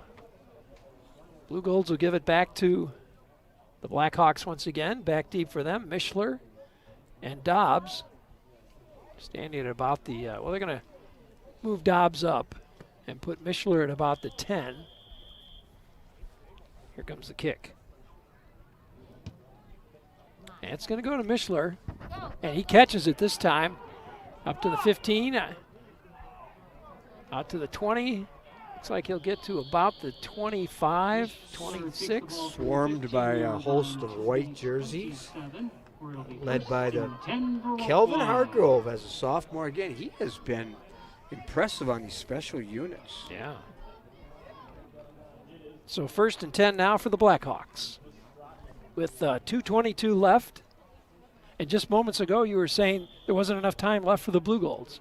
I said, no, you misinterpreted. I said there was too much time. Oh, too much time. I see. You want to score. I see. If you're a Blackhawk, but you don't want to leave any time on the clock for a return. I got you. Okay. But now they got the ball back. Our viewers understood that. You were the only one that didn't. I guess I was the only one then, yeah. All right, 1st and 10 for the Blackhawks. Solberg out of the gun this time. Takes the snap. Looking for a receiver. Oh, throws it, almost threw it away. Cale Anderson was the intended receiver, but his primary receiver, yeah. He was covered by 3 people in the middle of that Blugolds defense. Very dangerous throw there. Not advisable. Not advisable. You got that. 2nd down and 10. Clock at 2:17 now. I'll do some research tonight and find out when the last time the Blugolds scored 40 points in the first half. Whoa. Maybe some you might have to go back a few maybe years. Some of our viewers can help us with that. Yeah. Blackhawks again takes the snap. There's the handoff. That's Mishler again. Trying to get to the outside, trying to hit the edge, but Pearson Feehan, the junior 6'3" linebacker, wouldn't give ground. 3rd and 10 now. Oh, 3rd and 12. They pushed it back a little bit. I wonder when the last time maybe back in John Mashuta's day, were the Blugolds able to go nearly platoon, 11 offense, 11 defense. There's something else for you to look up. Yeah, they haven't done that in a long time, have they? 3rd and 12. There's the snap. Solberg looking for a receiver. Goes down line. Oh, Was that ever did nice? he catch that? He did. He had about 6 inches on the sideline. And was that pretty? Oh, my goodness. A speed go route down the sideline. And, I really thought that was impressive. Chris Wilson, tough to beat, too. He was stride for stride. And the ball was perfectly thrown. Nicely done. All right. 1st and 10 again for the Blackhawks. So they've got it into Aquinas territory. Down to 1:26 left in the half. They still have 1 timeout left. They're going to put trips out to the left side. Single receiver to the right, single back. 3-by-1. It looks like There's a bubble throw, screen. and we That's got what a it flag. is. I think somebody jumped. I think what was it? We have a pre-snap penalty, or yep, we have a penalty of motion on the Blackhawks. I like that play, but it's dangerous if the defense reads it and they get and destroy that bubble. Illegal procedure against the Blackhawks. Yeah, Blackhawks. Pre-snap foul. Motion. Penalty will be declined. Speaking of a bubble, Okay. I talked to Tom Lee a little bit this week, and he said he's hoping that his team stays in kind of that proverbial bubble and they don't wander out and do foolish things and go, amongst the masses and celebrate kind of thing. Well, no, just simply. Well, they'll celebrate perhaps after this, but not in a cluster of people. Live in a bubble, kind of like we see the NBA do, right? Yeah. Yep, 2nd down and 8 now for the Blackhawks. We all need to modify our lifestyle, use common sense. 47 seconds left. Here's Solberg taking the snap. Fades back, looking for a receiver. Blugolds are coming fast. He steps forward and goes down. Yeah, that. Solberg with the carry. Ashton Hollett. Yeah, he's been was tough. there. He's been good. But he almost, I don't know if anybody took him down as much as he might have fallen down, but yeah, Hollett was there to touch him. He does. John Gruden would teach him to step up, to keep his eyes there, but he wasn't able to keep his balance. 15 seconds. This should be the last play. 3rd down. 4 seconds. There you go. Solberg takes the snap. He's going to look downfield, try to find a receiver, but the Blugolds are all over him. They take him down for about a 10-yard loss, and that brings us to the end of the half. Again, Calvin Hargrove, one of 4 white jerseys getting there, and that will end the first half. End of the half. So our score at the end of the half, 40-6. Blugolds are in the lead. We'll take a break, and we'll be back after this.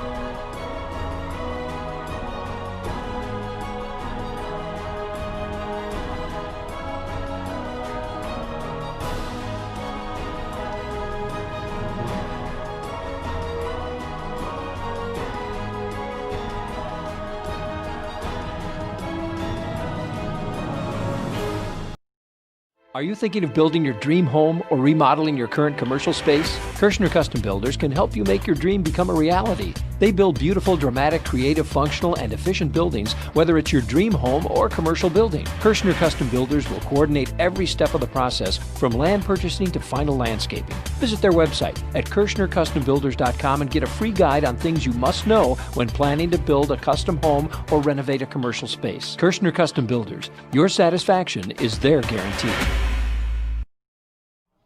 Welcome back, everybody. It's halftime here in Viroqua. Our score at the half is 40-6. Blugolds are in the lead. And Terry, we're gonna show folks a little segment from your show. You had an opportunity to interview a couple of Blugolds, right? I did. Andrew Skemp and Carly Meyer. Andrew Skemp, one of the top cross-country runners in the state of Wisconsin. Carly, one of the top runners also for the Blugolds. All right, so let's watch this. Here we go. Welcome back to Seven Rivers Sports. Aquinas High School cross country, our topic here this week with Andrew Skemp and Carly Meyer. Let's go back down the Yellow Brick Road to when you started competing in athletics. All of us have somebody that inspired us. All of us have defining moments when you were very young, or maybe somebody saw a gift in you, gave you that opportunity to exemplify that gift and go on from there. Andrew? So the person that gave me my inspiration to start doing athletics was Richie Johnson. And I was doing happy hoops, and Richie was the coach at the YMCA, and I fell in love with the sport, and Richie was my first true mentor and coach, and that's why basketball has been a big part of my young athletic career. Carly, when you were young too, you had some opportunities that were given to you. You started when you were very young, I assume.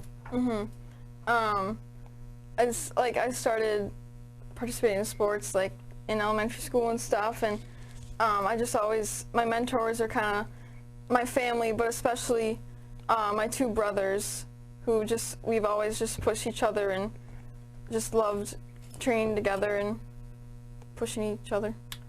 Family's a big part of who you are too. I know your brothers, your parents, and they've been very supportive of little Carly, right? Yes, I think my parents I feel like they've sacrificed a lot so I can pursue my sports as much as I do, and I just appreciate that so much. They do so much for me. They've helped you with your passion, your dreams. I mean, they've been right behind you, and of course, it's reciprocal. You've been support for them too. I hope so. Yeah. I hope I can say that. No, and I know, of course, Andrew Skemp. I know Mom and Dad real well, and brothers and so on, and family is a big part of who you are too. Yeah, I love my family. A bunch of Skemps in the area, extended family too. I have a lot of them, and my mom and my brothers and my dad have all been there supporting me since day one, and I continue to support them. My dad and mom are both runners, and I like to go watch them do triathlons and running events and marathons, and my two brothers play basketball and some other sports, and do like to go to their events and watch them play too. Well, I've seen your mom and dad in races because I'm a weekend warrior too. Yeah. And they're usually behind me though, so I have to kind of use my hat that I've designed with a rearview mirror in so I can keep track. Yeah. They'll appreciate hearing that one. Oh, I'll make sure they hear it. So, you identified in your profile that some of your role models are your teammates, yeah, people that have gone before you. Yeah, no. Also, Ethan Gregg and Peter Gludowski and Rory Campbell and Jeremiah DeGroot, though they were upperclassmen and seniors when I was a freshman and sophomore, and they really set the groundwork for how to be on a successful team and do it the right way. And those athletes are the main reason that we as an Aquinas program are so successful today. Who pushes you from other teams? Tracy Bai from Logan. He is one of my favorite competitors to run against. I've been playing basketball against him since I was a really young kid. We were on the same basketball team for AAU basketball, and then we played each other when it was Aquinas versus Logan, and that rivalry has kind of continued into high school through running, and it's my favorite runner to run against. Carly, your favorite opponent and your toughest opponent is somebody that you know real well. Wait, is it myself? I forgot what I put. You're like a lot of athletes. You're your own worst enemy at times, and you're your own best friend. Yeah. Isn't that what you said? Yeah.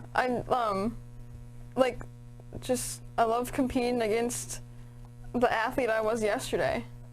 But also, obviously, like, there's other girls in the area that I love competing against. But you like the way you said that's your opponent, the girl you were, the runner you were, the athlete you were in the past. Yeah. But that's who's toughest. So but you're your own best friend when you accomplish the goals that you set for yourself. Is that correct?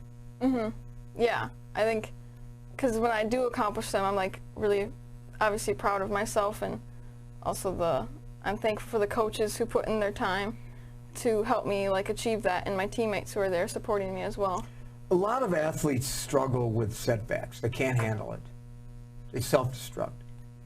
You had an injury last year, and you were able to grow from it. Was that a difficult time for you? Oh yeah.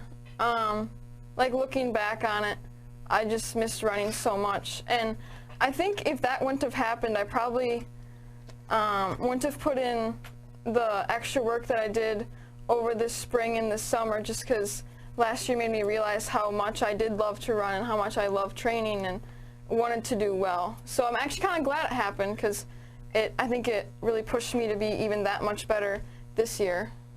What values, because certainly life lessons are a part of athletics, what life lessons have you learned? I've learned that out of failure comes success, and failure is one of the best things that can ever happen to you. In 2017, I believe it was, our team did not qualify for the state meet, and the next 8 months we spent training as hard as we could to get back to that sectional meet so that we could go on to the state meet and compete, and the year after that we won the state championship. There you go. There's quite a life lesson in itself. Exactly. Well, now we don't want to rush your life here, but before long you're going to graduate. Yeah. In the spring, we hope it's a pleasant rest of the year, and you can have a celebration and so on. Unlike those who graduated in 2020. So, what's the next chapter of your life? College. I'd like to run in college, wherever that might be. UWL program. Yeah, I know. You could run there. Definitely one of the places I've been looking at. Mom and Dad wouldn't mind that. Grandpa, I know. Grandma would enjoy that also. You get to see me compete. Yeah, yeah. And so then a career at some point? We're in economics, psychology, or business. Those are the few things that I'm interested in. So you're not interested in the law, field of law, or the field of medicine? No. Which is where your parents are. Yeah. No, I would say not really. I kind of want to do my own thing and make like my name a name for myself. Good.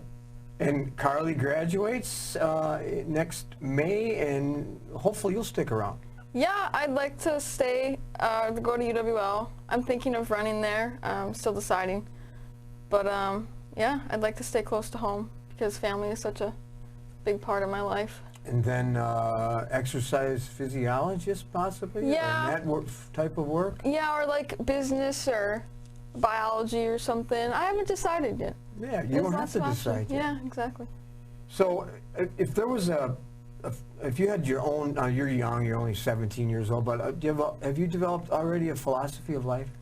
Oh man, have fun, and I don't know, just take it day by day and be thankful. Do you have fun every day? Oh yeah. I think you said have fun and smiled, which is a big part of who you are, right? Yeah. And Andrew, what about philosophy of life for you? I would say just try to make the world a better place and have fun while you're doing it. You only got one shot in this world, right? Exactly. I like to live life fullest I can be, and while I'm doing that, helping as many people as I can, Terry. Before we close the show, though, we have to reveal this. There's something that people don't know, including me, don't know about Andrew Skemp. What is that? Oh man, I forgot what I put, Terry, but with something to do with a little box. Oh, I can solve a Rubik's Cube. You can, in how long? I used to be able to do it in about 30 seconds. Really? Is there anybody in the area that that can do it quicker? Well, funny thing is, me and Gavin Weinberger, he's a wrestler at Aquinas, and me and him back in 5th and 6th grade used to do like Rubik's Cube races. Okay, well, I hate to rain on your parade. You did it in 30 seconds. I hate to ruin your day, but the world record is not 30 seconds. I know. It's a lot faster. It's 4 seconds. I know. And it's 4 seconds, and a 22-year-old Australian young man has the world record. I'm not surprised by that. Carly, is there anything that our viewers might not know about you? I honestly don't know. Well, if they knew about it, I didn't know either, so. Did you know that about Angel? No, I didn't. Well, yeah, I remember him like doing that in 5th grade. They'd solve Rubik's Cubes during class. Good. Yeah. So, but you're both going to be successful, aren't you? I hope so. I believe so. It started by being a guest on your show. You're on your way to stardom. It's halftime on the KQEG-TV High School Game of the Week. Tonight's game features the Aquinas Blugolds and the Viroqua Blackhawks. We'll return with the second half of tonight's game after these messages. At Boyers, we have a great selection of furniture. At great prices. And great personality. We'll be the judges of that. Love seats, great. Prices, great. Personality, so-so. Sofas, great. Prices, great. Personality, so-so. Recliners, great. Prices, great. Personalities, But I'm your grandpa. Can't you give me a break? All judges' decisions are final at Boyers Furniture. Please? Welcome back, everybody. Halftime here at Viroqua High School. Rick Wilson along with Terry Erickson. Terry, what you got there for us? Well, as soon as my glasses unfog, I can tell you. The first half dominated by the Aquinas Blugolds. First, Flopmeyer to Muskowski. Just when you're getting warm in your seat, right away it was 6-0. Then Calvin Hargrove, fumble recovery and a touchdown by Cambio, 18-0 after 1. Then Joe Penchie scores along with Gagemeyer, a pass from Flopmeyer. Cambio, an 80-yard kickoff return that showed his breakaway speed. And then the only dead spot, the only difficulty in that first half was extra points. Finally, Flopmeyer was able to convert to end the first half. And so the final, or the first half, 40-6. The bright spot for the Blackhawks, Aaron Dobbs caught a pass, scored their only touchdown. Yeah, I think the other good thing from watching at halftime from Viroqua is the 6-time state champ dance team, the only home game that the Blackhawks have, performed at halftime, and I was able to watch part of that. We were showing some things on Seven Rivers Sports and the highlights, but that was a bright spot too. Well, speaking of highlights, we've got some highlights that we want to show from last week's game when they took on, when it was Luther versus Boscobel. So we thought we'd share that with you real quick too right now. Welcome back to Seven Rivers Sports. Well, we finally opened our football broadcasting schedule on Friday as we traveled to Boscobel as they entertained the Luther Knights. Luther took control on their opening drive as quarterback Dylan Yang unveiled his speed, scoring on a 14-yard run. Josiah Larson followed with a PAT. Yang again scored from 28 yards out, and Larson's PAT, and suddenly it's 14-0 after 1. Josiah Larson scored the only TD in the second quarter from 20 yards out and kicked his third PAT, 21-0 at half. In the third quarter, Yang hit wide receiver Lyndon Bias on a perfect pass from 34 yards out and another Larson point after touchdown. 2 more Luther TDs, a third rushing TD by quarterback Dylan Yang, and finally Tanner Bass runs in from the 3-yard line in the fourth quarter. Boscobel rushed for 46 yards and were led by Ryland Brays, 40 yards. Luther defense held the Bulldogs to 0 yards in the air. Our players of the game from Luther were junior quarterback Dylan Yang, senior wide receiver Lyndon Bias, and junior kicker Josiah Larson. Boscobel travels to Pecatonica Argyle on Friday, while Luther travels to River Ridge. Final from Nice Memorial Stadium, Luther Knights 43 and the Boscobel Bulldogs 0. Well, that's it this week here on Seven Rivers Sports. Next week, we profile Aquinas High School football with seniors Aiden Lee and Will Cambio. I'm your host, Terry Erickson, hoping that you will have an active and a healthy week ahead.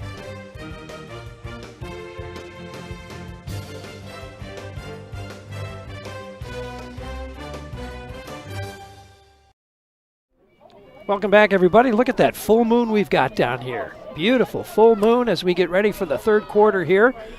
Our score, 40-6. Blugolds are in the lead, and Blackhawks will get the ball to start the third quarter here. Yeah, it's been a long first half. Does a full bright moon like that mean that it's warm weather next week? I don't know. I just hope it does. I think it does. Let's hope so. We're supposed to be in I like your positive attitude. I do. Well, yeah. Well, let's say that. I'm always positive. And I think I looked at the schedule. Actually, the warmest day next week falls on Tuesday, which is my birthday. Oh, well, happy early birthday. Yeah. You can get out there and start shopping now. It'll be all over on Facebook. Yeah, probably. There's the catch now. He gets it at the 15. Once again, that's Gary Mishler, the ball carrier. Gets it out to about the 28-yard line, they tell me, and it'll be 1st and 10 for the Blackhawks. Joe Penchie, who had a touchdown in the first half on the tackle. Talked to some Blugolds at halftime, and they're pretty excited about how the team started. Looking good. They're going to have a tough time against Mauston next week, though. Mauston beat this team also 48-0, or 48-6, I think it was. Yeah. So, I mean, obviously Mauston's a pretty good team, so I think that'll be more of a test, don't you, for the Blugolds? Oh, it will be, and we don't want to get too far ahead of that, but I also talked to Ming Hong at halftime. He said, make sure you pronounce my name right. So I will. There's the snap. Solberg looking around, throws it. Found it. Intended for Riley Prince. Yeah, found a dead spot, found a vacancy, found an area wide open, and just underthrew it. Ethan Solberg, their junior quarterback this year. Yep. You know, next week I'm going to put my boat away, but I haven't done any of that stuff yet. You better get busy. I don't. It's starting to get cold. I don't want to rush it. So yeah, I understand. I still want to be able to kayak and spend some time outside. 1st and 10 now for the Blackhawks. I'll do that on your birthday, Tuesday. They hand it to Schneider. Schneider will go around the left side. First time we've seen that option by the Blackhawks. Great penetration early on to force an early toss by Pearson Feehan. And that was the second down. They were neglected to change the down flag. So it's 3rd down now. 3rd down and 6. See if the coaching staff, Dwayne Skalecki, in his second year, made some adjustments based on what he found from his assistants in the press box. 3rd down. Solberg under center, fades back, looking to pass. Throws it out to Schneider. Schneider will try to run with it, and he'll pick up a couple of yards. Just a little screen again. Oh, my goodness.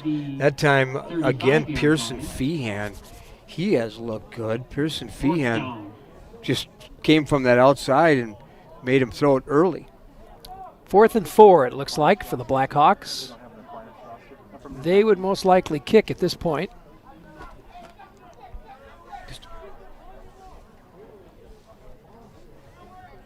Fourth and 4. Third quarter just getting underway here. Here's the snap and the kick. He gets it away. Not a great kick, but it'll roll out. It looks like it's headed out of bounds, and it will. It'll go out of bounds at about the 36-yard line. That's a great place to kick the ball. You don't want a return by the Blugolds, so see if I can help this gentleman who wants a roster. Aquinas, yeah, they didn't have Aquinas. I only have one myself. Yeah, they take a picture of it? Sure. Thank you. You're welcome. Here. There you go. Oh, there you got go. an extra one. Your own copy. Appreciate it. Thank you. You bet. We're here to serve, right? Whatever we can do. That's right. So I knew I had a reason to bring 2 Aquinas rosters, huh? Yeah, good thinking.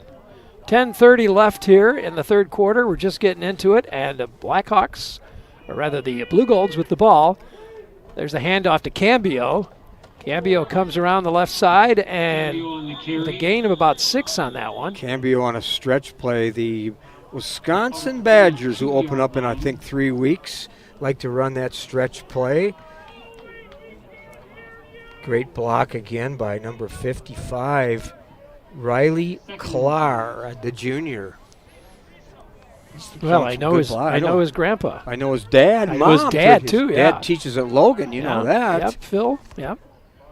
Good family. 2nd down and 5 now. 4 talented boys. Flottmeyer hands it. Oh, he gets hit in the back. That was great. Lucas Beck. He's trying to run a stretch play to the wide side. And he gets hit quick in the backfield. What did I say about Lucas Beck? That he was really fast.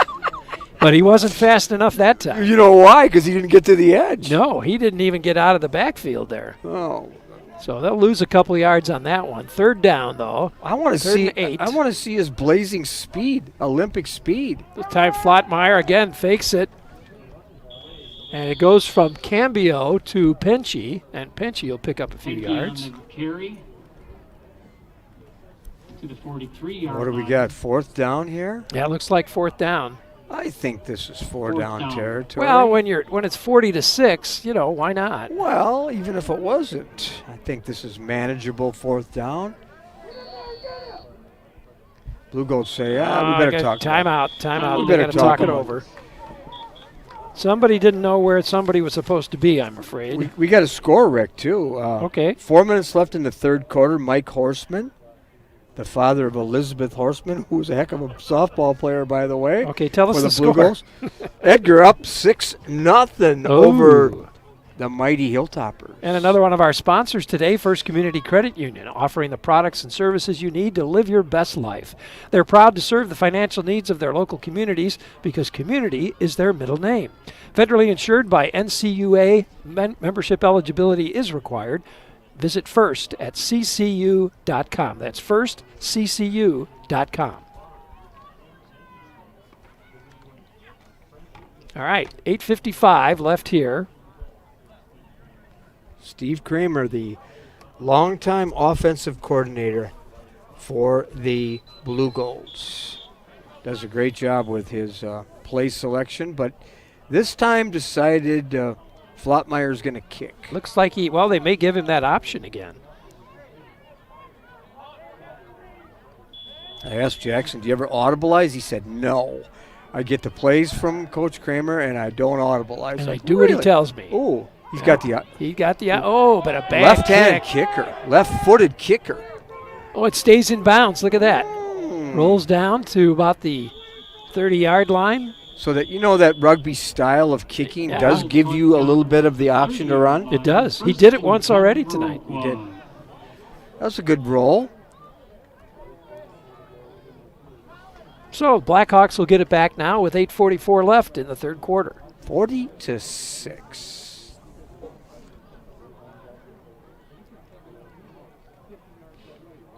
A continuous clock, it has to be 35-point spread, right? So we're 1 point off for a continuous clock. So if good math. If the Blugolds score again, well, it's cold out here. My math gets better when I'm cold, I think. Solberg now under center, I formation. There's the snap. They'll hand it to Dobbs. He'll go up the middle. Nice run, too, right on that left side again. I know I've said this many times. Pearson Feehan with another tackle. He might be mentioned in the postgame show. Could be. Gosh, he's second done down well. and 5. I know you're thinking about who you're going to pick for that Blasky Schneider Funeral Home Player of the Game. Yeah, but give me a little more time after this broadcast. We haven't got a lot of time. So you give me you don't give me time. They'll turn the lights off. We got to hurry. You don't even give me any time to think about it. 8:08 left now, third quarter. Second down and 5, Blackhawks. Solberg under center, I formation. Fakes to the first man. He'll pitch it to Anderson. Anderson will take it around the left side. Anderson on a reverse coming. And gets the first down. Got the first down, but who do you think made that tackle? Got any idea? Penchy? No. No? Number 44? Who made the last tackle? Pearson Feehan. Oh, Feehan again. Okay. God, 6'3", 175. All right, 7:44 now. He's on the Come left the side. Blackhawks again, all first and 10. All the way over to the right side, made the tackle. He's got some ability to go sideline to sideline. Solberg now fades back. Quick pass, and it was short. It was intended for Jacob Lotz, but it was short by at least about 3 feet. Well, the closest to him was Colin It could have been picked off. Consemius. Could have been a pickoff, but yeah, he was the closest. He guy was lucky to it. on that one.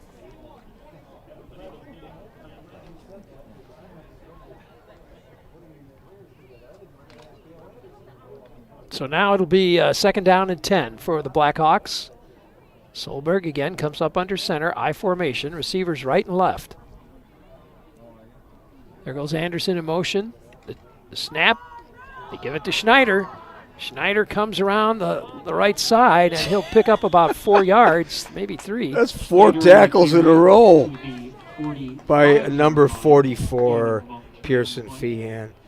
Brothers on this team, too. Matthew Reutemann, Paulie Reutemann, Matthew a senior, and Paulie, you know that family, Paulie a junior.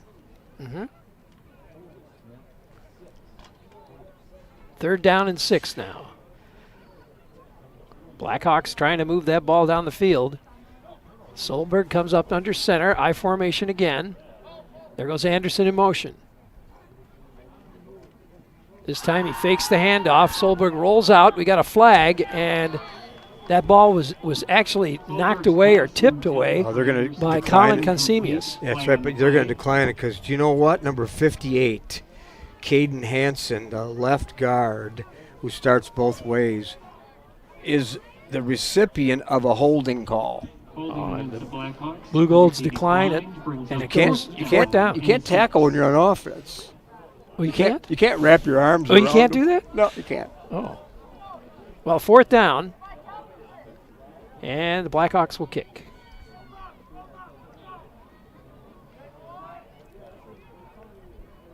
Consemius back, Cambio back deep. Don't kick it to that little fire plug.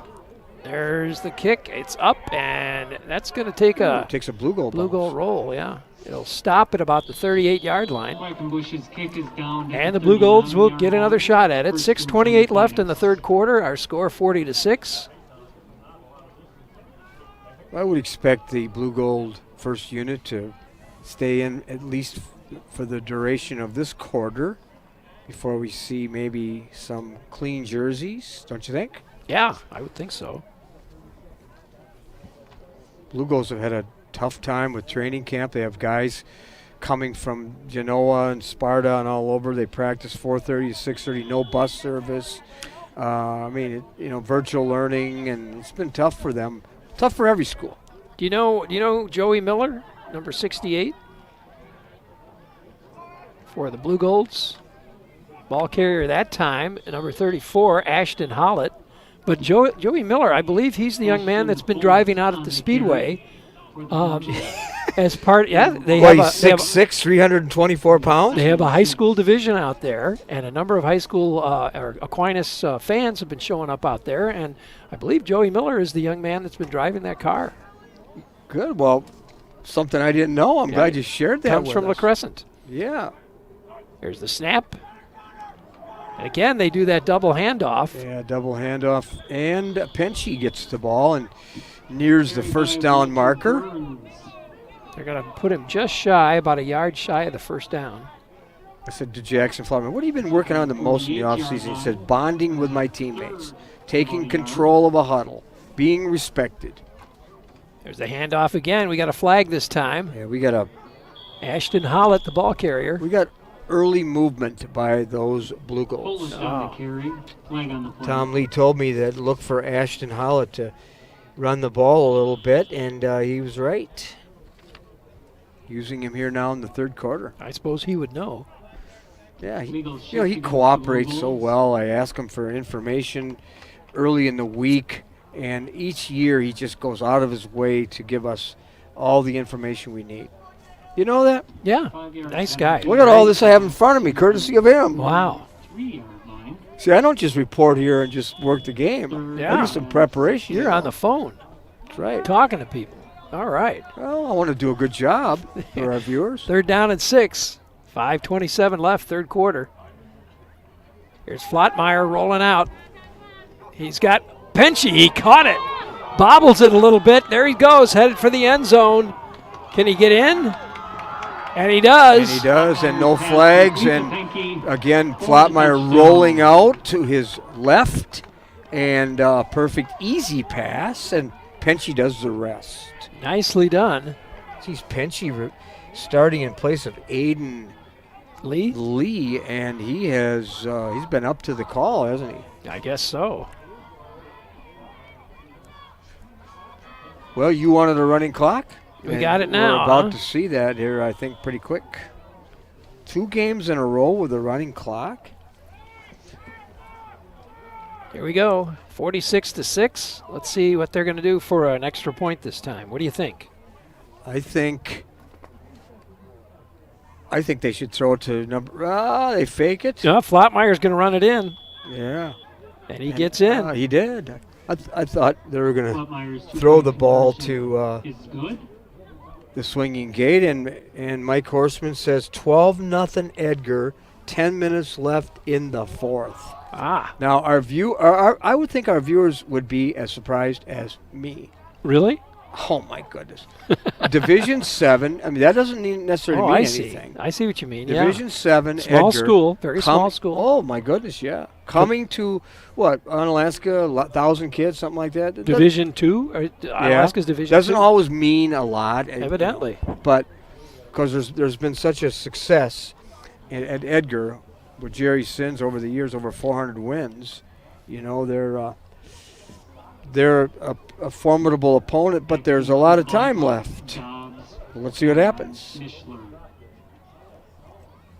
Well, 5:13 left here, and as you said, we should have a running clock. Well, while we're waiting here, let me remind folks that one of our sponsors today is Battery Mart. Excuse me. Battery Mart's not just for car batteries. At Battery Mart, you'll find batteries for your boat, your ATV, your motorcycle, your lawn tractor, and even your snowblower. Batteries for all your warm and cold weather equipment. Battery Mart is in the industrial park below Gunderson, or look in the yellow pages. You'll find them under batteries. I've been broadcasting with you even before you, I think, for 20 years or so. And I believe Battery Mart and Boyer's Furniture, for two of them, have been with us the whole time. Yeah, long time. Schumacher Kish, too. And Schumacher Kish. Yeah. Schumacher Kish, by the way, along with Lewiston Monument, a new sponsor of Seven River Sports. There you go. Okay, 48-6. Blackhawks are going to get it back now with 5:13 left. And there it is, kind of a line drive kick, taken at the 15. 15. It's going to get it out to about the Good 36. run back, good run back. Open field tackle. Aaron Dobbs, the ball carrier. Pearson Feehan. I can already tell you who the Blugold defensive player of the game is. Okay. I've never seen a guy that impressive in their opening game. I'm serious. Well, we got a Blugold down on the field. Now, I'm going to have to check with Tom Lee to see how many tackles by the end of this game Pearson Feehan has. That's Ashton Hollett down on the field right now. Yeah, he's a key player for the Bluegolds, too. Hope there's nothing serious with that guy. Ashton Hollett, junior, 6'2", 190 pounds, returning starter from 2019. Well, while they're helping him out, let's take a quick break, and we'll be back with more of this third quarter after this.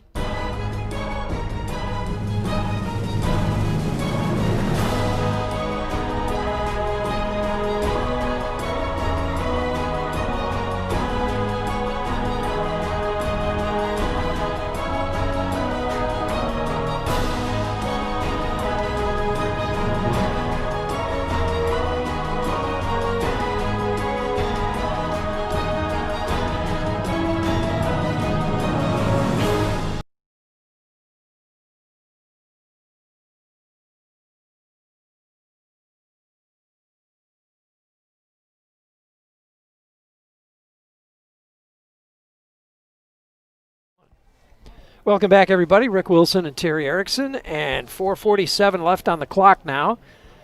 They helped Ashton Hollett off. He looks like he walked off pretty much on his own, I but think limping. So. Maybe so just a bruise. It looks like nothing serious, we hope. we hope not. We may not see him again, though, tonight. Blackhawks with the ball, 1st and 10. Solberg fades back, gets hit, still up, gets hit again. Solberg hit for a loss. Boy, the first hit by Kyle Keppel. Oh, my goodness. Kyle Keppel, the junior, 5'10", 187 pounds. That could be, if we're going to go back and look at it, hit of the game. Oh, do we have one of those now? We do now. Oh. The hit of the game. All right, 2nd down and 20, it looks like. Let's send our thoughts out to that family because Grandma Keppel just died a few days ago. Oh, didn't know that. Last week, actually. So our thoughts are with the Keppel family. Corey Keppel went to that visitation, and right away, look what happens right away. Kyle Keppel gets in the game. His first time on the field, and he makes a hit. Good hit. That's impressive. 2nd down and 20 now for the Blackhawks. Solberg, we got a whistle. Too much time would be my guess. Flag on the play. Yep. Too much time. Blackhawks will get it marched back another 5 yards. See Jack Christensen warming up over there. Number 7. Might be the end of the night for Flopmeyer. See Jack Agemeyer warming up. Let's see who comes in here the next time the Blugolds get the ball. Solberg takes the snap. Looking downfield. There's the throw. And it's caught. Oh, no. It's going to be short of a 1st down, but it's caught. Yeah, Cole Anderson pulls it in. Hey, there's a play of the game right there for him. He got hit right when he caught the ball, Rick. Immediately he got hit, and he was able to hang on to it. And Michael Liam just delivered a tremendous hit. That is not – hey, most college players oftentimes can't do that. That was impressive. A tremendous hit by Liam, but even a better catch, huh? Yeah, no kidding. 3rd down and 7 now for the Blackhawks. So they got back a whole bunch of yardage on that one, 13 yards. And now Solberg under center. Going to hand it off. They're going to go up the middle again. Not going to get too far that time. Now that hole closed quickly. Dobbs, the ball carrier again. Coming up from a defensive back, just smelling it out quickly. Number 6, Joe Penchie. Is he ever playing He's well? been really active tonight, too. Jeez, on both sides of the ball. Yeah. Yeah, he just... You're going to have a tough time choosing those players of the game, aren't you? You always just give me the responsibility. Yeah, I know, because I don't want it. You just get over there, you just stand over there and watch. Jeez. 4th and 5. They're going to kick now. Cambio back to get the ball. There's the kick. No, excuse me, that wasn't Cambio. It's Muskowski. He ran away from it. Good job. Good job. They let it fall. His coverage wasn't there, so don't try to be a hero. Just run away from it. I meant to correct myself again. That was Michael Liam back there for the ball. Yeah. Well, Michael Liam's not the biggest guy around. His dad, a tremendous athlete, too, I believe at Westby. Yeah. That's that Liam that would family. Be right. Yep. And good family. He's a good athlete. 3-sport star. All right, 1:10 left here in the 3rd quarter. See, we're not quite as concerned about running clock early in the season, but when it gets this cold. Well, when it gets to late October and November, yeah. Then this is just preparing us for later in the season. You're right. Well, we do have 1st and 10 now for Jack Gagemeyer in at quarterback. Yeah, okay, you're right. Hands it off. Ball carrier Calvin Hargrove that time. Defensive starter gets his first taste of offense. Try to catch some other numbers in there. You can help me with that. Noah Malachewski, number 59. He's a 6'1 junior, 230 pounds. Big kid. Aaron Lepak, a sophomore. Jacob Hildebrand, number 79, is in there, sophomore again. We know Calvin Hargrove, sophomore, is in there.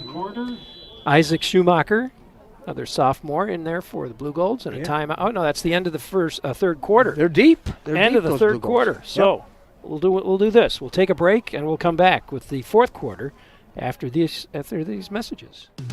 At First Community Credit Union, we count on the community and our members, and they can count on us. First Community Credit Union is owned by its members, and we take pride in serving them the best way we know how, with friendly, personalized service. Since 1961, we've strived to provide a source of credit at a fair and reasonable rate. Whether you prefer to bank online or in person, we're here for you. Stop by one of our locations or give us a call today. First Community Credit Union, our community first.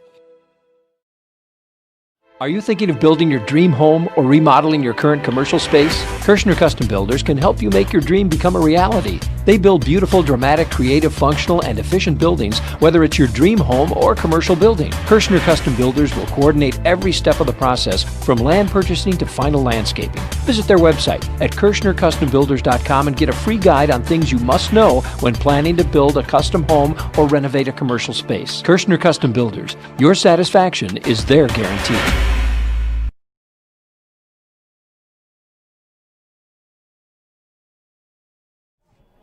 And we're back, everybody. Rick Wilson along with Terry Erickson. 2 second down and 9 for the Blugolds. Fourth quarter is underway with a running clock. Our score 48-6.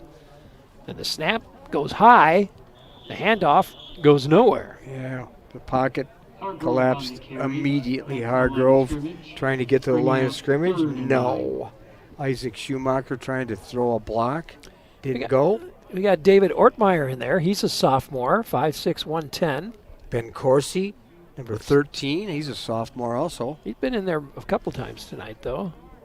Gagermeyer at the controls now. Single back. There again, they do the double handoff.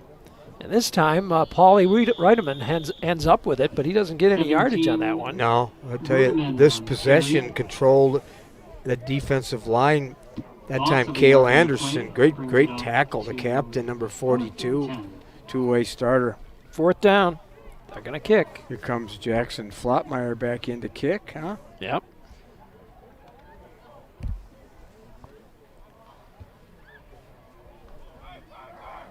Chris Wilson, one of the wideouts. Ooh, nice kick.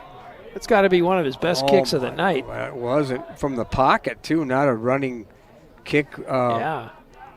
Gary Mishler was back there, but he wisely just lets it roll dead. Yeah. I think maybe Jackson Flotmeyer should just kick it that way rather than sprint out to the outside and try to well, he wasn't end over end kick. I don't think he was too concerned about having an option that time. No, he just wasn't. wanted to kick it. Exactly.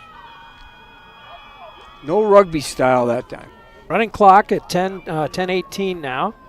And 48-6, Blugolds in the lead. 1st and 10 for the Blackhawks. Ball on the 20-yard line. Solberg's under center, I formation. They sent Lotz in motion. And they go to Schneider. Schneider with a nice run, gets through the line this time. He'll pick up, could be the first down on that one. Good block right at the point of attack. Tackled by Joe Penci. Lots of younger players. Joe Penci, a junior. Of course, mostly underclassmen 1st and 10 Viroqua. in the game now. Michael Liam's still in. He's only a junior. They give him the first down on that one. Paulie Reutemann. Steven Zhu, has he been in before? Nope. Number 62, 6 foot, senior, 193. Defensive lineman. I formation again. They go to Schneider. Schneider comes around the left side, and he stepped out of bounds, but boy, he lowered his shoulder just like a good back does. Ran through David Moline, the freshman's tackle. Stayed on his feet. Oh, that's impressive. He's going to have a good year if he runs like that. Yeah. Puts his head down, puts his shoulder down, keeps his balance, keeps his feet moving, stays in bounds. So 1st and 10 for Viroqua now. His brother, too, an outstanding running back.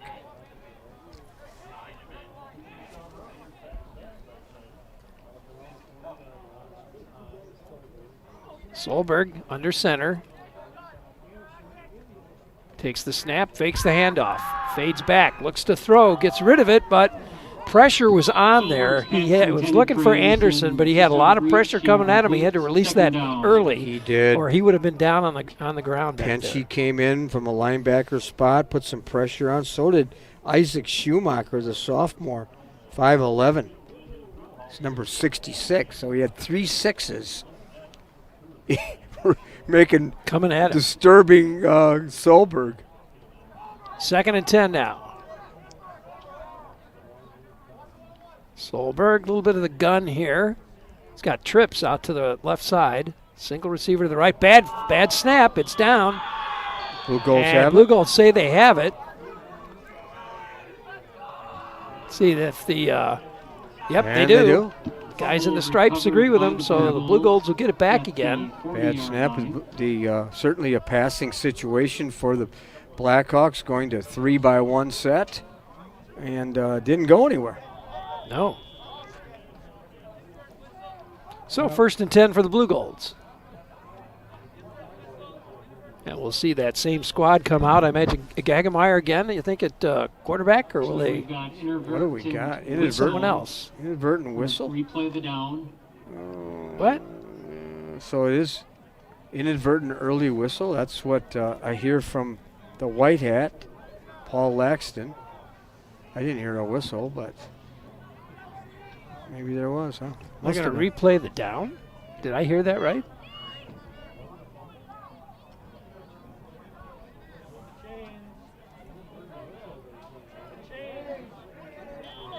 Where are the chains supposed to be right now? Well, who knows? See, they're not in the right spot anyway. They're going the wrong way. Yeah. All right. You need to go north, young man. 2nd and 10. So it negates the fumble?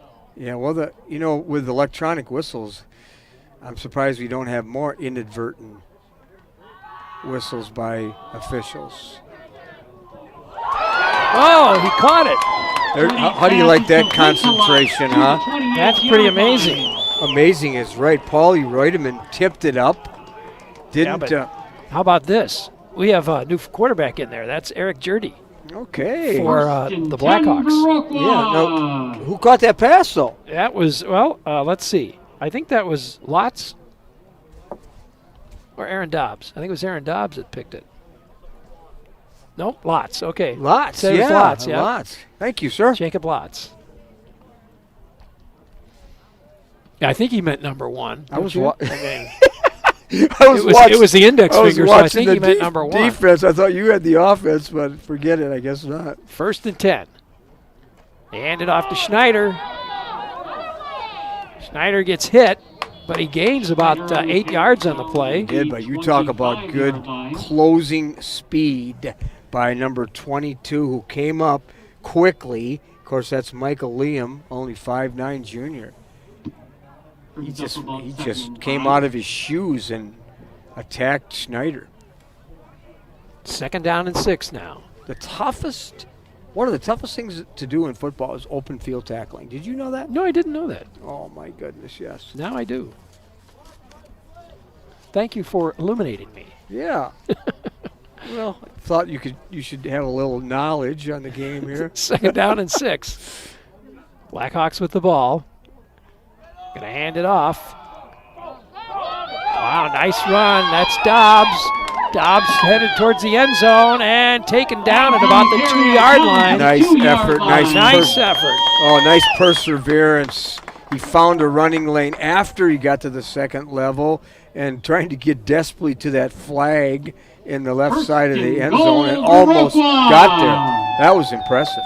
1st and goal for Viroqua. I think that's the first time I've heard that tonight. Yeah, let's get them in there now, the Blackhawks. Punch it in there. Yeah, we want to see another score by the home team. I'm hearing this is their only home game, too, of the whole season. Is that right? That's right. Could be. Kind of a strange season. Blugolds have no home games at all. No, there's nowhere for them to play. Exactly. Jurdy under center now. I formation. Hands off to Schneider. Who else? Into the end zone he goes, and they score. Untouched. How do you like that? Nice. Takes it right into the end zone and puts 6 points on the board for Viroqua. His first touchdown of the evening. Aaron Dobbs, the only other touchdown. Makes it 48-12. 4 minutes and 13 seconds left. Clock is running. Now, will they kick? No, they'll go for 2. No, they're kicking. Oh, they are. Yeah, right. Okay. Might as well work on your kicking. I suppose. You got a good kicker like that. You got it. Oh, that was impressive. Nick Schneider says, I can kick, I can run, I can kick, I can play defense. I can do a lot of things. So Viroqua now adds another one. Well, now we do 48-13. Now we do stop the clock. Oh, does it change back? No. Or is it just because it's... Okay, well, while they're stopping the clock then, let me take a moment here to remind you that one of our sponsors tonight is Schumacher-Kish Funeral and Cremation Services, serving the La Crosse area for over 50 years with traditional services or prearranged funeral plans. It's comforting to know they'll be there when you need them. That's Schumacher-Kish in La Crosse, La Crescent, and Onalaska. Next week, we hope to carry Onalaska at Holman, folks, if that works out. If not, well, stay tuned. We'll find something else. Maybe. I'm not sure. We might be following the Blugolds to Mauston. I would venture to say that game will not exist. Is that right? No, I do not think so. All right. Well, we'll see. Who you got on your show next week? You got a couple of Blugolds, don't you? I do. I have Aiden Lee and Will Cambio. I'm looking forward to that. That should be good, yeah. They're just going to be, I know both of them very, very well. And 2 seniors that exemplify student first, athlete second. Excited to see them. Onalaska has 5 turnovers tonight. And with 4 minutes left, they have the ball. But down against Edgar, 12-0. Wow. 5 turnovers. Oh, wow. That's not a typical Tom Yashinsky team. 48-13 now. Blackhawks will kick off. Will we see an onside kick? No. They kick it away. Gagermeyer takes it and falls on it. Nice job, Jack Gagermeyer. We don't want to see you get hurt. You're the backup quarterback. At the 25-yard line, 24-yard. 3 minutes and 35 seconds left. 1st and 10, Aquinas.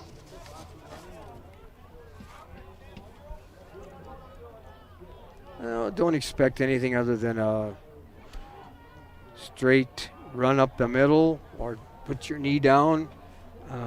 Eventually run the clock out. Clock management. Usually coaches will tell you when to start the snap count, or the back judge, once he starts to give you his signal, then you snap the ball. I would think that's what the Blugolds will do. All right, 1st and 10. Just under 3 minutes left. They hand it off. And he breaks away. Nice run. That's Calvin Hargrove. Gets away from his tacklers and about a 30-yard run there. Almost broke it if it wouldn't have been for Gary Mishler. 45-yard line. Gets it down to the 45-yard line to be 1st and 10 with 2:36 left. I would say the clock running. Yeah, they don't have to. They can just drop down for the rest of the game. They don't have to even snap the ball, hand the ball off. Well, I'm sure they want to. This is maybe. This is how Gagermeyer maybe doesn't get to play quarterback that often. You're right. Some of these other guys don't always get into the game. We'll see what they just do. So you want to run the plays. 2 minutes left. There's the back judge with his hand up, starting to chop. So they are clock managing. Again, they go to Hargrove, and again he breaks through. He'll pick up almost 10 yards on that play. He runs hard, doesn't he? A sophomore, 5'7", 158. Looks good. Oh. There is not a weak spot in this Blugold team except maybe, as I said, extra points. Yeah, a little bit of, but that might be a coach thing. I know, but I mean, I'm just being a little sarcastic, but I mean, they're deep. They're big, they're athletic, they're well coached. I mean, they're impressive. No Second question down about it. and 4. Of course, they were as underclassmen when they played VR and Yeah. 8th grade football. I knew there was some talent coming. Snaps it. Gagermeyer hands it off. This time Hargrove gets hit at the behind the line of scrimmage, and he gets taken down. A Blackhawk party at the ball right there. Hitting the backfield. So it'll bring up 3rd down, and we're under a minute left, so I don't know if they'll get another playoff or not. The 2-yard loss. 3rd and 6. 3rd down and 6 now. So be thinking about your player of the game now. I'm going to give you some time. Well, we'll take a break, and then we'll come all back right, and you'll you're tell gonna give us, me a okay? break, I'm going to give you yeah. some time, all right? 36 seconds left. 48-13. We'll take the snap, hand it to Hargrove. Hargrove looking for an opening, gets a 1st down. A nice run by Hargrove. First of all, he's getting great blocking, and second Yeah. of all, when he gets to the second level, he just finds a running lane and explodes. He does. Jeez. So that should wrap it up. 10 seconds left, and the clock will just run out. And this final score looks like it'll be 48-13. We'll let the clock run down. Final score, Aquinas 48, Blackhawks 13. And there we are. Final score 48-13. We'll take a break, and we'll be back with our final comments after this. You know Boyer's Furniture. We've been in business over 100 years selling quality furniture at budget prices.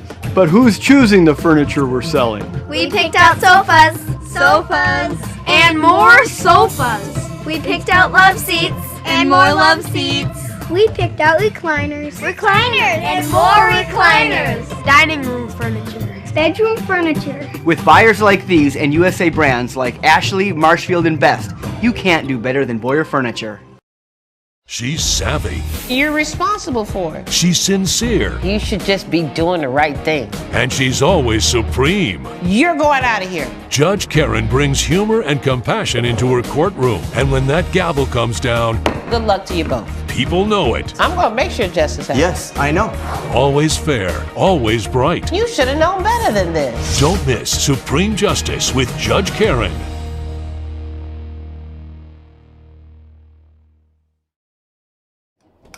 Welcome back, everybody. Our final here, 48-13. The Blugolds win it tonight over the Viroqua Blackhawks. All right, Terry, you had a little extra time there. Well, Who's going to pick for your players of the game? Thanks a lot. Well, first of all,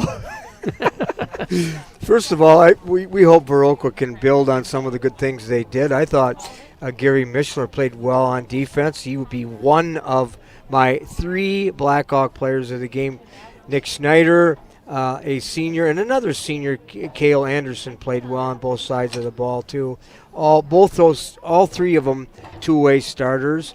For the Blugolds, 1-0 and an impressive Will Cambio, certainly one of my players of the game with 2 touchdowns. Joe Penchie on both sides of the ball. We both would agree he played remarkably well, and undoubtedly my defensive player of the game, a junior, 6'3", 175, Pearson Feehan. Oh, my goodness, was he number 44. He was highly impressive. If he's not the Blugold player of the game on defense, I would be shocked. Blugolds 1-0. We may see them, to be determined, at Mauston. And 0-2 Viroqua Blackhawks at Blair Taylor, and they had a game tonight against Whitehall. Oh. And so they're at Blair Taylor, and so that wraps up a pretty cold evening here in Viroqua, but we hope our viewers enjoyed the broadcast, so thank you. Yeah, I hope so, and let's hope it warms up for next week, huh? Yes. All right, folks, so thanks for watching tonight. For Terry Erickson and for Cody Anderson on camera, great job there, Cody. I'm Rick Wilson. Thanks for joining us, everybody. Till next week, have a great weekend. You've been watching the KQEG-TV High School Game of the Week. Tonight's game featured the Aquinas Blugolds and the Viroqua Blackhawks. The KQEG-TV High School Game of the Week is made possible by our sponsors, like Schneider Heating and Air Conditioning. Your comfort is their business on Southwest 2nd Avenue in Onalaska. Schumacher Kish, Funeral and Cremation Services in La Crosse, La Crescent, and Onalaska. Battery Mart, with batteries for your car, boat, snowmobile, lawnmower, even your snowblower. Battery Mart in the Industrial Park below Gunderson. Ace of Lacrosse in the Shelby Mall, your work and play headquarters. Boyer's Furniture, quality furniture at affordable prices on South Avenue La Crosse. Blaschke Schneider Funeral Homes, serving the Cooley region for over 90 years. And Kirchner Custom Builders. For residential and commercial building, call Kirchner Custom Builders. Thanks for watching High School Football on KQEG TV and KQEGTV.com.